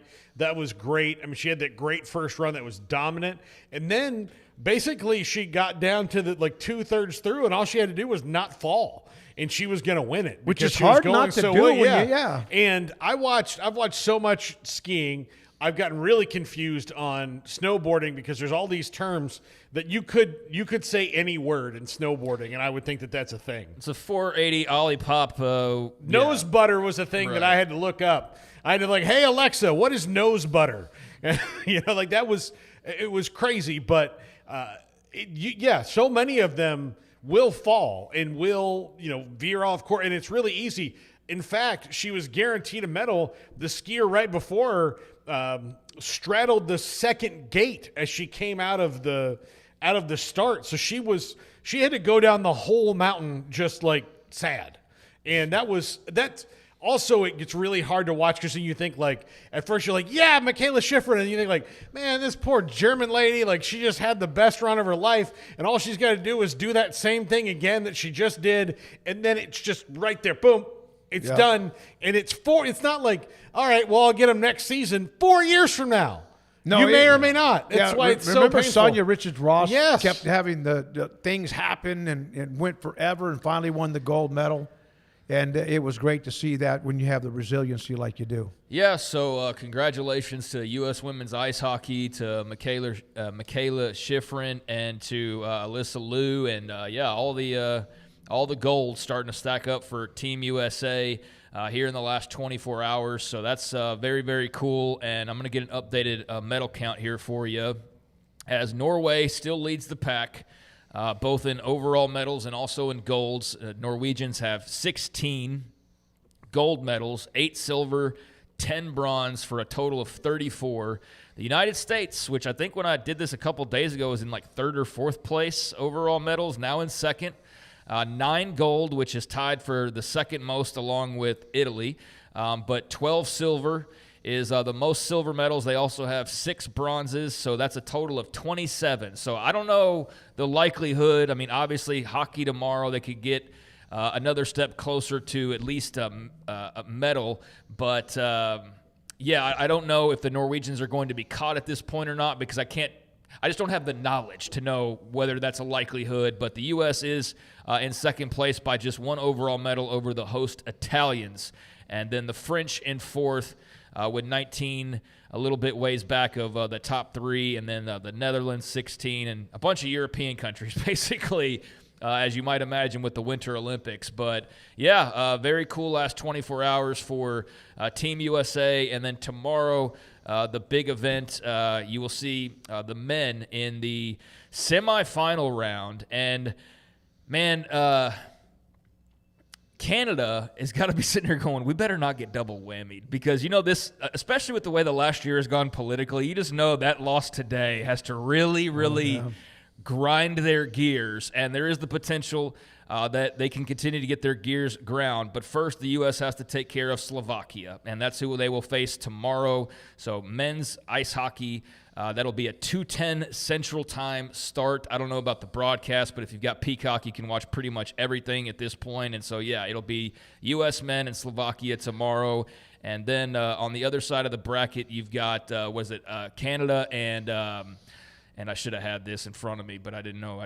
Canada and Finland, there you go, who will be playing on the other side. And that game will be in the morning. So by the time the U.S. plays, we'll know who they could match up with if they do, in fact, beat the Slovakians. Yeah, look, no offense to Slovakia or Finland, but everyone wants to see America and Canada. The United States, the Miracle on Ice, they beat Finland after they had beaten Russia. People forget about they had to beat Finland to win the gold. Yeah. No, and look, I realize that we are, we are always celebrating that fantastic run 46 years ago, but I really want to see the U.S. and Canada, especially given the 4 nations and how that all went just a year ago. It's politically charged because there's been the back and forth with both administrations over just various issues for the last year or so. So there's like that. There was that extra spike in the water last year when they played in 4 nations, and so now you imagine on the Olympic level, like just how much more intense it would be. And the Canadians have bragging rights because they sealed the deal in the game that mattered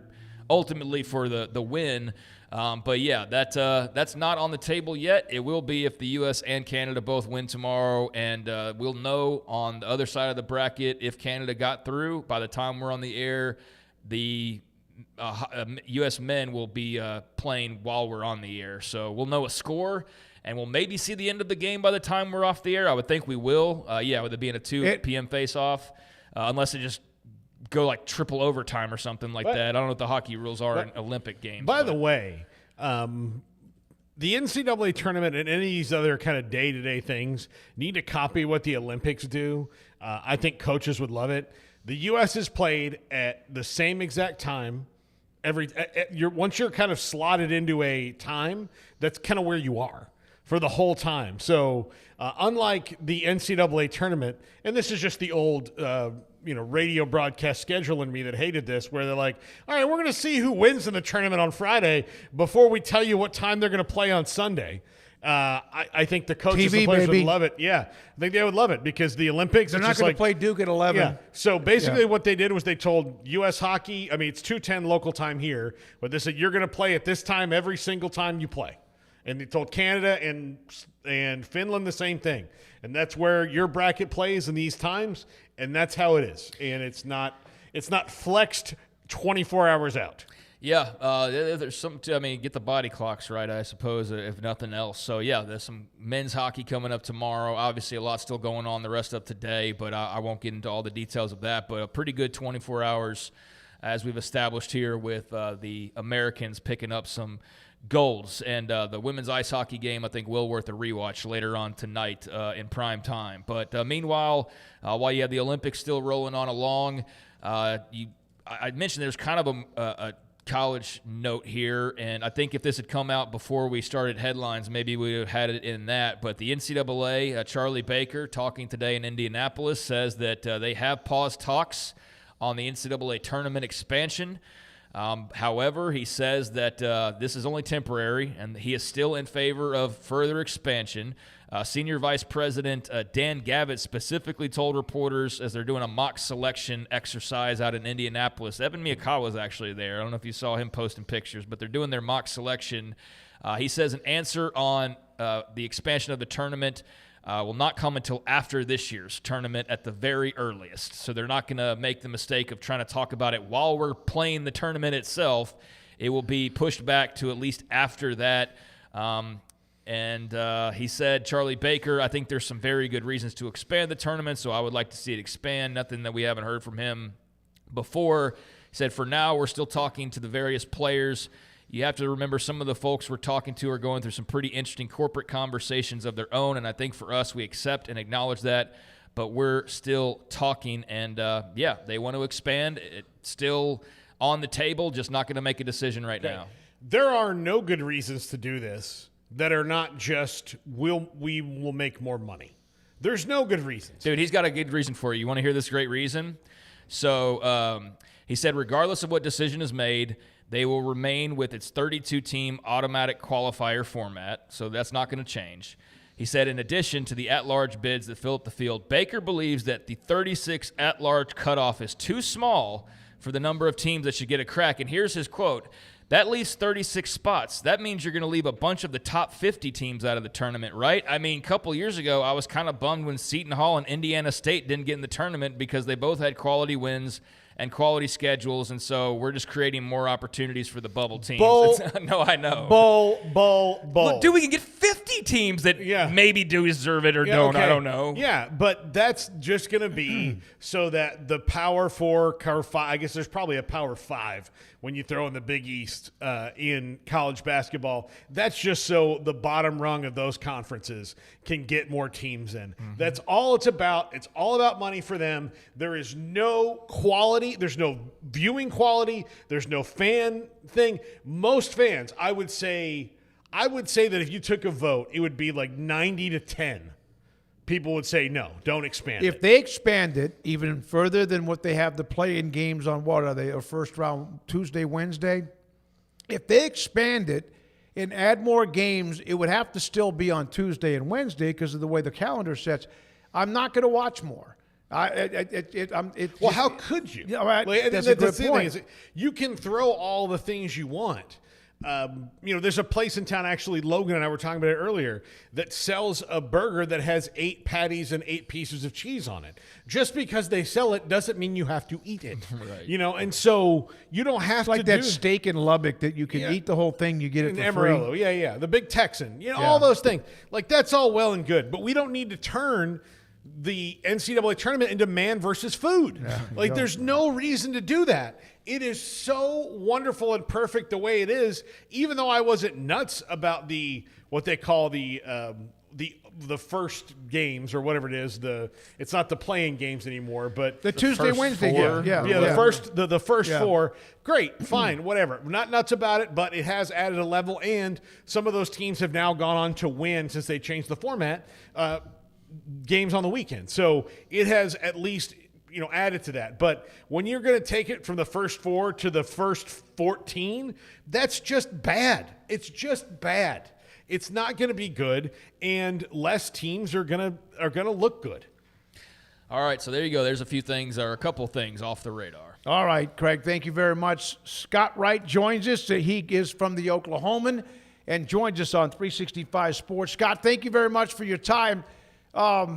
We had Eric Morris on recently, and he was fantastic. I know that they're still a couple of weeks away from camp.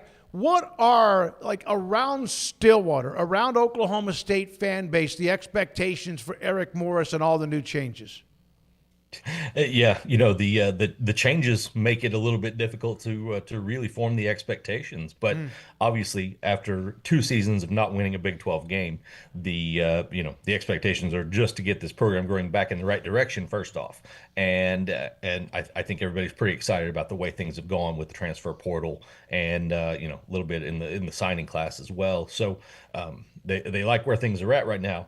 But I think if Eric Morris gets his team back into a bowl game, I think that would be a pretty significant step in the right direction. Sure, there's some fans out there that have higher hopes than that, or looking at 8 or 9 wins. It's hard to project, not knowing a ton about what other Big 12 teams are going to look like right now. Hard to get a good idea of where you would exactly find those wins. But I think a bowl game is a reasonable expectation for this program in 2026. Rob, what's it like just covering somebody different, man? Scott, excuse me. So, Scott, what's it like covering somebody just different after Mike Gundy for so long? It's really bizarre because it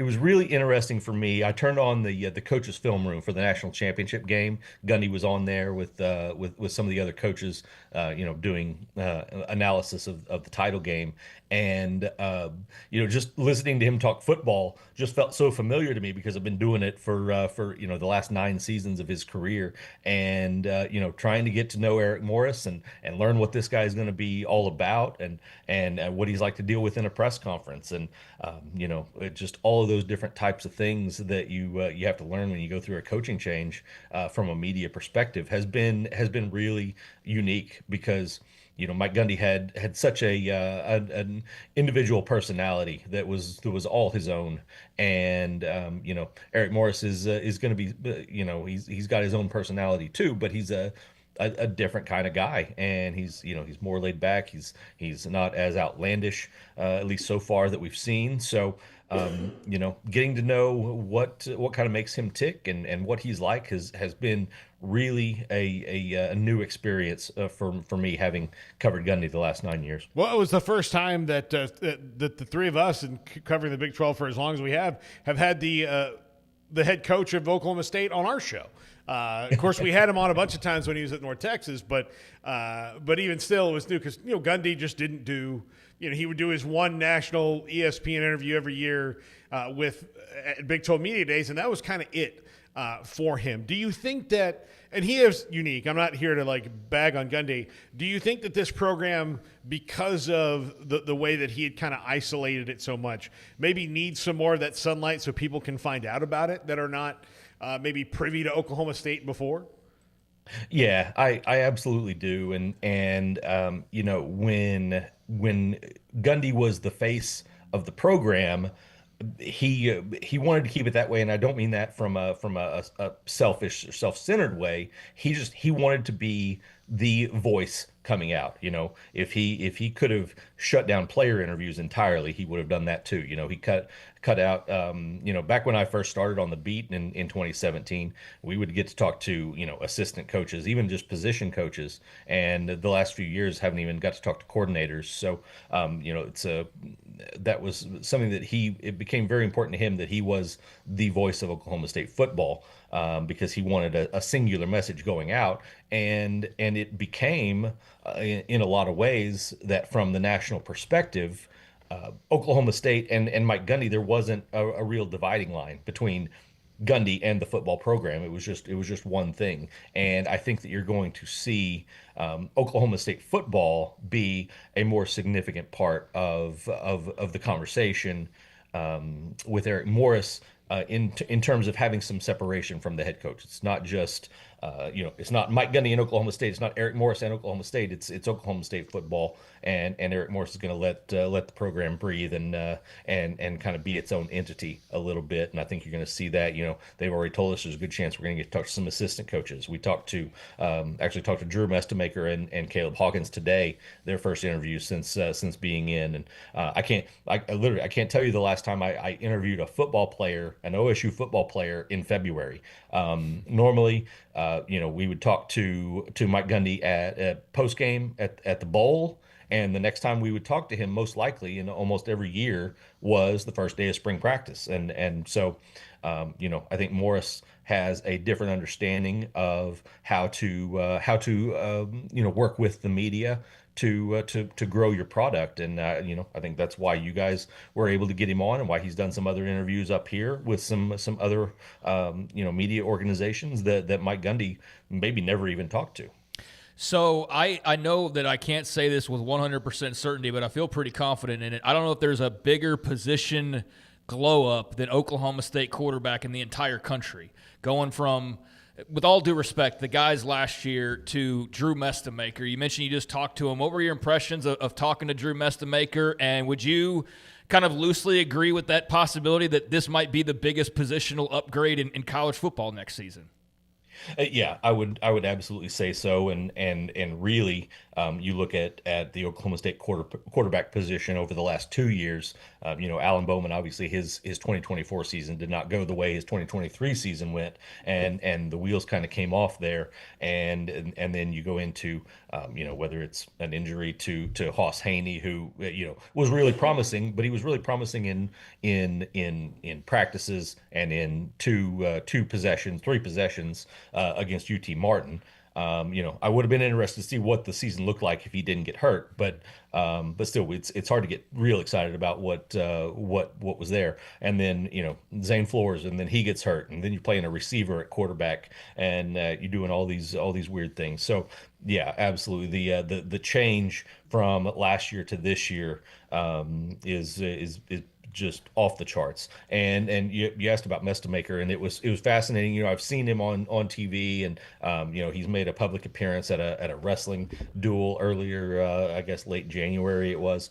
So you've seen him kind of in the limelight a little bit, but getting to talk to him today for the first time, he's a very unassuming kid. And obviously with his story, that I'm sure you guys have discussed over and over again, but going from not even being his starting quarterback at his high school to walking on at North Texas to now getting paid $3.5 million this year at Oklahoma State. It's such a unique story, but he still seems very humble. He seems to still grasp where he came from and how he got here, and just seemed very grounded in our first conversation with him. And a lot of times when the quarterback walks into the room, you kind of feel their presence, and he's so unassuming that it wasn't that way at all. It was funny for anybody that remembers Ferris Bueller's Day Off. Cameron from Ferris Bueller's Day Off, the third wheel guy that was hanging around with him all day. That's what Drew Mestemaker sort of felt like, and I don't mean that in a disrespectful way. He just, he's just very calm and quiet, and did his thing, and hopefully didn't destroy any cars after we left. So 30 plus, is that what it is? 30 plus players from North Texas are now on the roster? Did I just completely make up that number? That's a little high, yeah. So 18 who came directly from North Texas 2025 roster, 3 other guys who had played for Eric Morris at North Texas in 2024 or before that have also joined him. So 21 guys who have played for Eric Morris previously. So when you look at the roster of those who came back, who are already coming back, and with the coaching change or not, who are the alphas? Are there any alphas among that group of 2 or 3 names that are going to be a part of the star? Who are their best players next year? Guys that came from North Texas? No, or guys that were on the roster that remained in Stillwater. Yeah. Out of those 25 guys, it was a lot of young guys that haven't had that opportunity to really establish themselves. Now, there's a few guys, and particularly at defensive end is where I would point with that group. A guy like Jaleel Johnson, Deshaun Brown, guys at defensive end that were getting a lot of significant playing time. Malik Charles, who came in last year. Johnson and Brown are actually guys that are going to be fifth-year seniors in all 5 years at Oklahoma State, which doesn't feel like it should be weird to say, but it is weird to say now in the current landscape. But guys like that have been around and are established, and understand what Oklahoma State football was in 2023 and before that. That can kind of bridge the gap between what Oklahoma State football is capable of and what Eric Morris wants it to be. So, that's a couple of guys, but really there's just there's so many guys out of the 25 that stuck around that are redshirt freshmen, redshirt sophomores who got their first starts last year, things like that are promising players, but haven't really proven themselves in a way to make them that alpha type guy right now. How do you feel that they will be set up on defense? Because they just weren't good on either side of the ball, but all the talk has been about the big three on offense, but defensively, haven't heard much about that yet. Yeah, no, there's still some questions about that side of the ball. Obviously, Skylar Cassidy, as defensive coordinator, was a guy who was just with Eric Morris for 1 year, had a big impact in that 1 year that he was there. They were almost 10 points a game better, and I think around almost 100 yards better per game in Cassidy's first year. He's a young guy, only 31. I'm trying to finalize exactly the research. I think he is the youngest defensive coordinator in FBS right now, definitely in Power 4 as far as I can tell. So you got that on putting together the scheme, and he's a guy that's really respected as a young defensive coordinator. But then you look at what they built on the roster. You see some linebackers that have had very productive careers from whether it's Ethan Wazlowski from North Texas, Isaiah Chisholm, who has had 174 career tackles between stops at Oregon State and UCLA, or a guy like Jack Puckett, who's been a Division II All-American here at Central Oklahoma here just up the road. Going to try to make the jump to D1. So you got guys that are productive and make a lot of tackles at the linebacker spot. You got some veterans in the secondary. Defensive tackle is a big question mark. I don't think they got that the depth built out as much as they would have liked through either the transfer portal or with what they were able to keep in Stillwater. So that's I think the big question that you look at with the defense right now. Can they stop the run in between the tackles so that they're not having to dedicate extra resources inside and are suddenly putting guys on islands out on the outside and getting burned. Last thing, Scott, and we appreciate your time, and it's great to have you on. Is there any kind of uptick in season ticket sales? It's not like Oklahoma State struggled with their attendance unless they just stop going. Anything like that that's kind of a trend since Morris has been hired? Yeah, we haven't got a numbers update in a little while, but being very proactive, the ticket office jumped in early January to be right up front with catching on the excitement of Eric Morris coming in and started pumping up the season ticket sales right away. And that was a smart thing, and it's been productive. They've had some season ticket holders who had left who are coming back. They've got some new faces who are coming in and buying season tickets for the first time. So they're seeing a good turnout right now. And this is a program that just a couple of years ago was selling out all their season tickets before the season ever started, and then it fell off obviously last year. But there is a passionate fan base out there that is ready for good football and hungry for it, and I think that it's going to show in the way they turn out on Saturdays in the fall. You covered that game with KU last night, did you not? Yes, I was there. What was it like on the Peterson stuff? We talked about it at the start of our show back at 3, but just your take on it since you were there. Yeah, obviously, you know that is a situation, has been a situation with him, and so you're kind of watching, and the dude has 20 points in the first half. He hits a 3 early in the second half, and then pretty soon after that goes to the bench and just never comes back again. He got treated on the sideline for the what they're calling cramps. It's hard to really diagnose what exactly might be at the heart of that. But then being in post game with Bill Self. I've been in post games with Self on a number of occasions over my career, and it was you could definitely feel the frustration in his voice. At one point he said, I thought we were past this, expected to have him for more than 18 minutes tonight, things like that, you can tell he's definitely frustrated with with what's going on and what exactly it is, whether it's just a personal load management thing. But at some point it feels like it's going to start being too costly, if that's what it is. Just if it's just him personally saying, I'm want to manage my load. Eventually it's going to be too costly for him to do that because teams are watching how he behaves, and there's already talk about his motor and things like that, and he needs to go out and show that he's going to be a guy that's willing to do what he has to do for the team. And so I think that it's certainly a bizarre situation. It was odd to watch.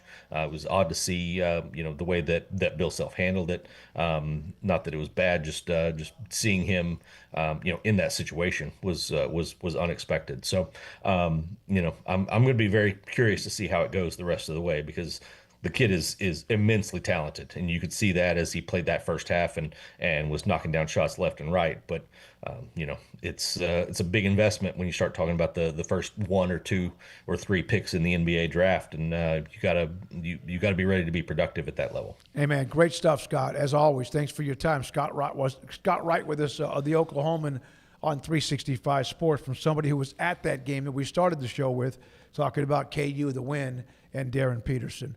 We'll come back. We're going to have, Paul, is there a top 5? No top 5 yet. We'll get it back eventually. But. All right, we'll have quizzes and poll results. This is 365 Sports.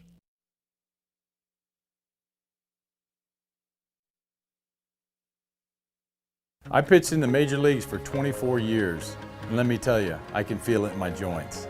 Shoulders, elbows, and knees. Trust me, pain doesn't retire when you do. I tried everything to get rid of the pain. Nothing worked until QC Kinetics. Baseball legend Roger Clemens and other patients are getting lasting relief with QC Kinetics regenerative treatments. No surgery. I trust QC Kinetics. You should too. Let's commit to getting rid of all the pain. Schedule your free consultation today. QC Kinetics. Better starts here. The time is now. It's time for a new ride at the New Year New Ride Savings Event at Richard Carr GMC Buick Cadillac. Sierra blends the premium interior with the muscle of a true work truck, built to handle the job and look good doing it. It's why GMC Sierra is the best truck on the road. During our New Year New Ride sales event, qualified buyers can save $13,000 on a Sierra. Drive one home today for just $41,390. Call now, get here now, or log on now for the New Year New Ride Savings Event at Richard Carr. Richard Carr, they have the truck for you. Pepperoni Magnifico. Pepperoni Magnifico. Marco's Pepperoni Magnifico. Classic and crispy cut pepperoni, 3 melty cheeses, all on our fresh made dough. And starting at just $12.99 for a large, it's no wonder Marco's was named America's favorite pizza chain. With over 25 years of excellence in IT, Carrion Solutions is your trusted technology partner. From managed IT services to cutting-edge cybersecurity, our expert team delivers tailored solutions that drive success. Our portfolio includes products such as Veeam, Bitdefender, Microsoft, Cisco, and Fortinet. Call David Carrion and his team of experts. Call 888-522-2221 or visit us at carrionsolutions.com.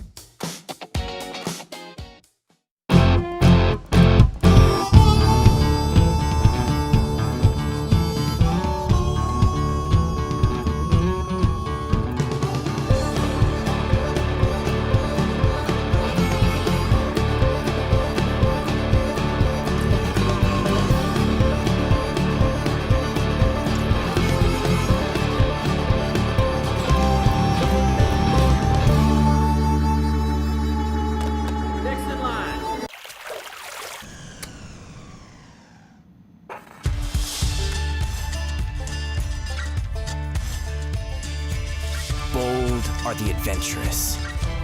Determined are the leaders. Faithful are the healers. At Baylor, you'll find your calling, your people, and your purpose. Dare to be you, indeed.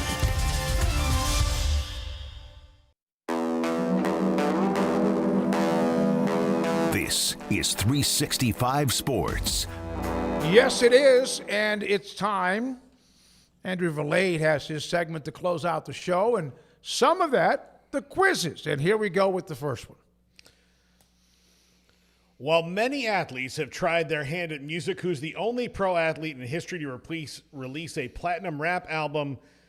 Deion Sanders, Shaquille O'Neal, Damian Lillard, or Roy Jones? Shaq Master. Shaq Diesel is what it goes by. Yeah. I think it's Shaq. I remember Roy Jones actually had a pretty good single initially back during the crunk period of hip-hop. Dion had a song called Must Be the Money. Yeah, Dion had a song, Must Be the Money. Damian Lillard, I guess I vaguely remember him, but I don't think that went platinum. So, yeah, I think it was Shaq, but I'm not sure. Lillard's a guy that sometimes gets overlooked. There we go. Yep. Shaq Diesel peaked at number 25 on the Billboard 200, was certified platinum by the RIAA, selling over 1 million copies, a milestone now also achievable through streaming with 1,500 streams, counting as one album sale. Damian Lillard, Dame Dalla, is considered the best technical rapper among athletes, but Shaq remains the only one with a 1 million selling plaque. Didn't he perform in Kansas City at the Big 12 tournament? Like every year. Yeah. It's not even unique at this point. I think he's more DJing now than rapping. Yeah, he's DJing a lot, but he does stuff at big events. And so, he had a video game at one point. He was a massive, still is a massive star, but he was his younger basketball playing self. He's like Snoop Dogg, in which I don't think there's something he won't promote, almost to a degree. He's a little bit more selective than Snoop, though. Snoop, I really do feel like he could put literally anything in front of him and say, sell this, and he would do it for the right price. But Shaq's very much an entrepreneur. He's got his hands in a lot of pots and has done well for himself. Yes, absolutely. Next. Snoop Dogg, by the way, has 70 different brand endorsing deals. Yeah, he's I would have said that was low of all shills. Yes, absolutely. Since the 1930s, every baseball used in Major League Baseball games has been rubbed with magic mud to remove its factory gloss. The exact source is secret, but which U.S. state is it harvested from? I'm going to say Georgia. I have no idea. Because it's got to be that kind of like clay-ish stuff. I'll go with Georgia. I don't have any earthly idea, so that makes sense. Oh, New Jersey! Way to go, Paul! You lead us right into the traffic. The New Jersey kid. Yeah. Lena Blackburn baseball rubbing mud. Have you ever, like, when I was at spring training a couple of times, I saw the guys rubbing up balls in the locker room, and it really is sticky to you. Yeah. Secret tributary of the Delaware River in southern New Jersey. It was discovered by former player Lena Blackburn, who realized the mud was fine enough to scuff a ball without damaging the leather. Even today, the exact mud hole remains a family secret. No kidding. I don't know how they kept that secret, but good for them. Didn't know that. I mean, how does somebody not follow them? Exactly. Yeah. Yeah. There's I drones. wonder if people go in there and try to steal it. Well, that would be them finding where it is and following them to go there. So how could they steal it if they don't know where it is? Which is your favorite Monster flavor? How can it not be 100% the original green? Mine is nothing. Yeah, I don't drink Monster or Red Bull or any of the energy drinks like that. I have tried them, but I don't like them. So I don't have an answer here. No. Green, 41%. Good people. All right. Who's your Wooden Award Player of the Year favorite? 38% says AJ DeBansa. Cam Boozer at 36%. JT Toppin still at 17%. And Joshua Jefferson at 9%. I think it's going to be Boozer, but I know I see the record, I see the numbers, but I think Boozer's going to probably be either Boozer. He's going to wind or up Toppin. He's going to wind up on the better team than all of those. Yeah. So that's certainly going to help him because unless Duke hits the wall in a very meh ACC. DeBansa leads the league in the country in scoring, but Boozer is a dog and being a Duke too. Yeah, I don't think it'll be Toppin at this point. I think that he's going to just miss the most critical part of the season, and that's going to hurt his chances. I'd say Boozer's probably the winner if I had to place a bet on it right now. But, DeBansa's got a great case. He's been phenomenal for BYU, and just a shame we won't see them at full 100%, and a shame we won't see JT Toppin be able to go do his thing in March. But as I learned earlier, and I guess somewhat learned, but I don't know, I just kind of thought he'd be going off to the NBA, but apparently that's not a done deal or even the sure thing at all. So at least JT Toppin's got some time left that we can see him back in black and red next year, or scarlet and black to be specific. All right, there we are. Thank you, Andrew Valade, who's thrilled. But after the Olympics, is he going to still sit in there with his big? I hope he does. I don't want to. I don't want to see him in here either. No, I think he is. He's very comfortable. He's got a lamp in there. He's got a big TV. Why would he come in here? He doesn't say anything anyway. Yeah. So Logan Bagassi, good to see you again this week, and then Brandon Rowe and Garrett Ross. Do you know how much per year Shaq and his endorsements bring in revenue-wise? No. $60 million a year. Yeah. Well, I would say that he's probably pushing a B behind that network. But he is a part of, he is a part of everything. All right, Craig, thank you. Thank you, Paul Catalina, Logan Begesi, Brandon Rowe, Garrett Ross, and Andrew Valade. Back tomorrow, we will have, we had K-State stuff going on today. Lance Leipold, Kansas football coach. Scott Drew will join us. And, we're going to get to the bottom of what was the one or two things that led to what they're dealing with now. Was it Rob Wright? Or was it the one and dones who left before they thought maybe they would stay an extra year, like He's Missy, Jeremy Sohan, and others. Thank you very much. Every day at 3. Hey, tomorrow, John Morris at 9. Zach Gelb tomorrow at 1. And then we're back at 3. This is 365 Sports, and thanks for your time.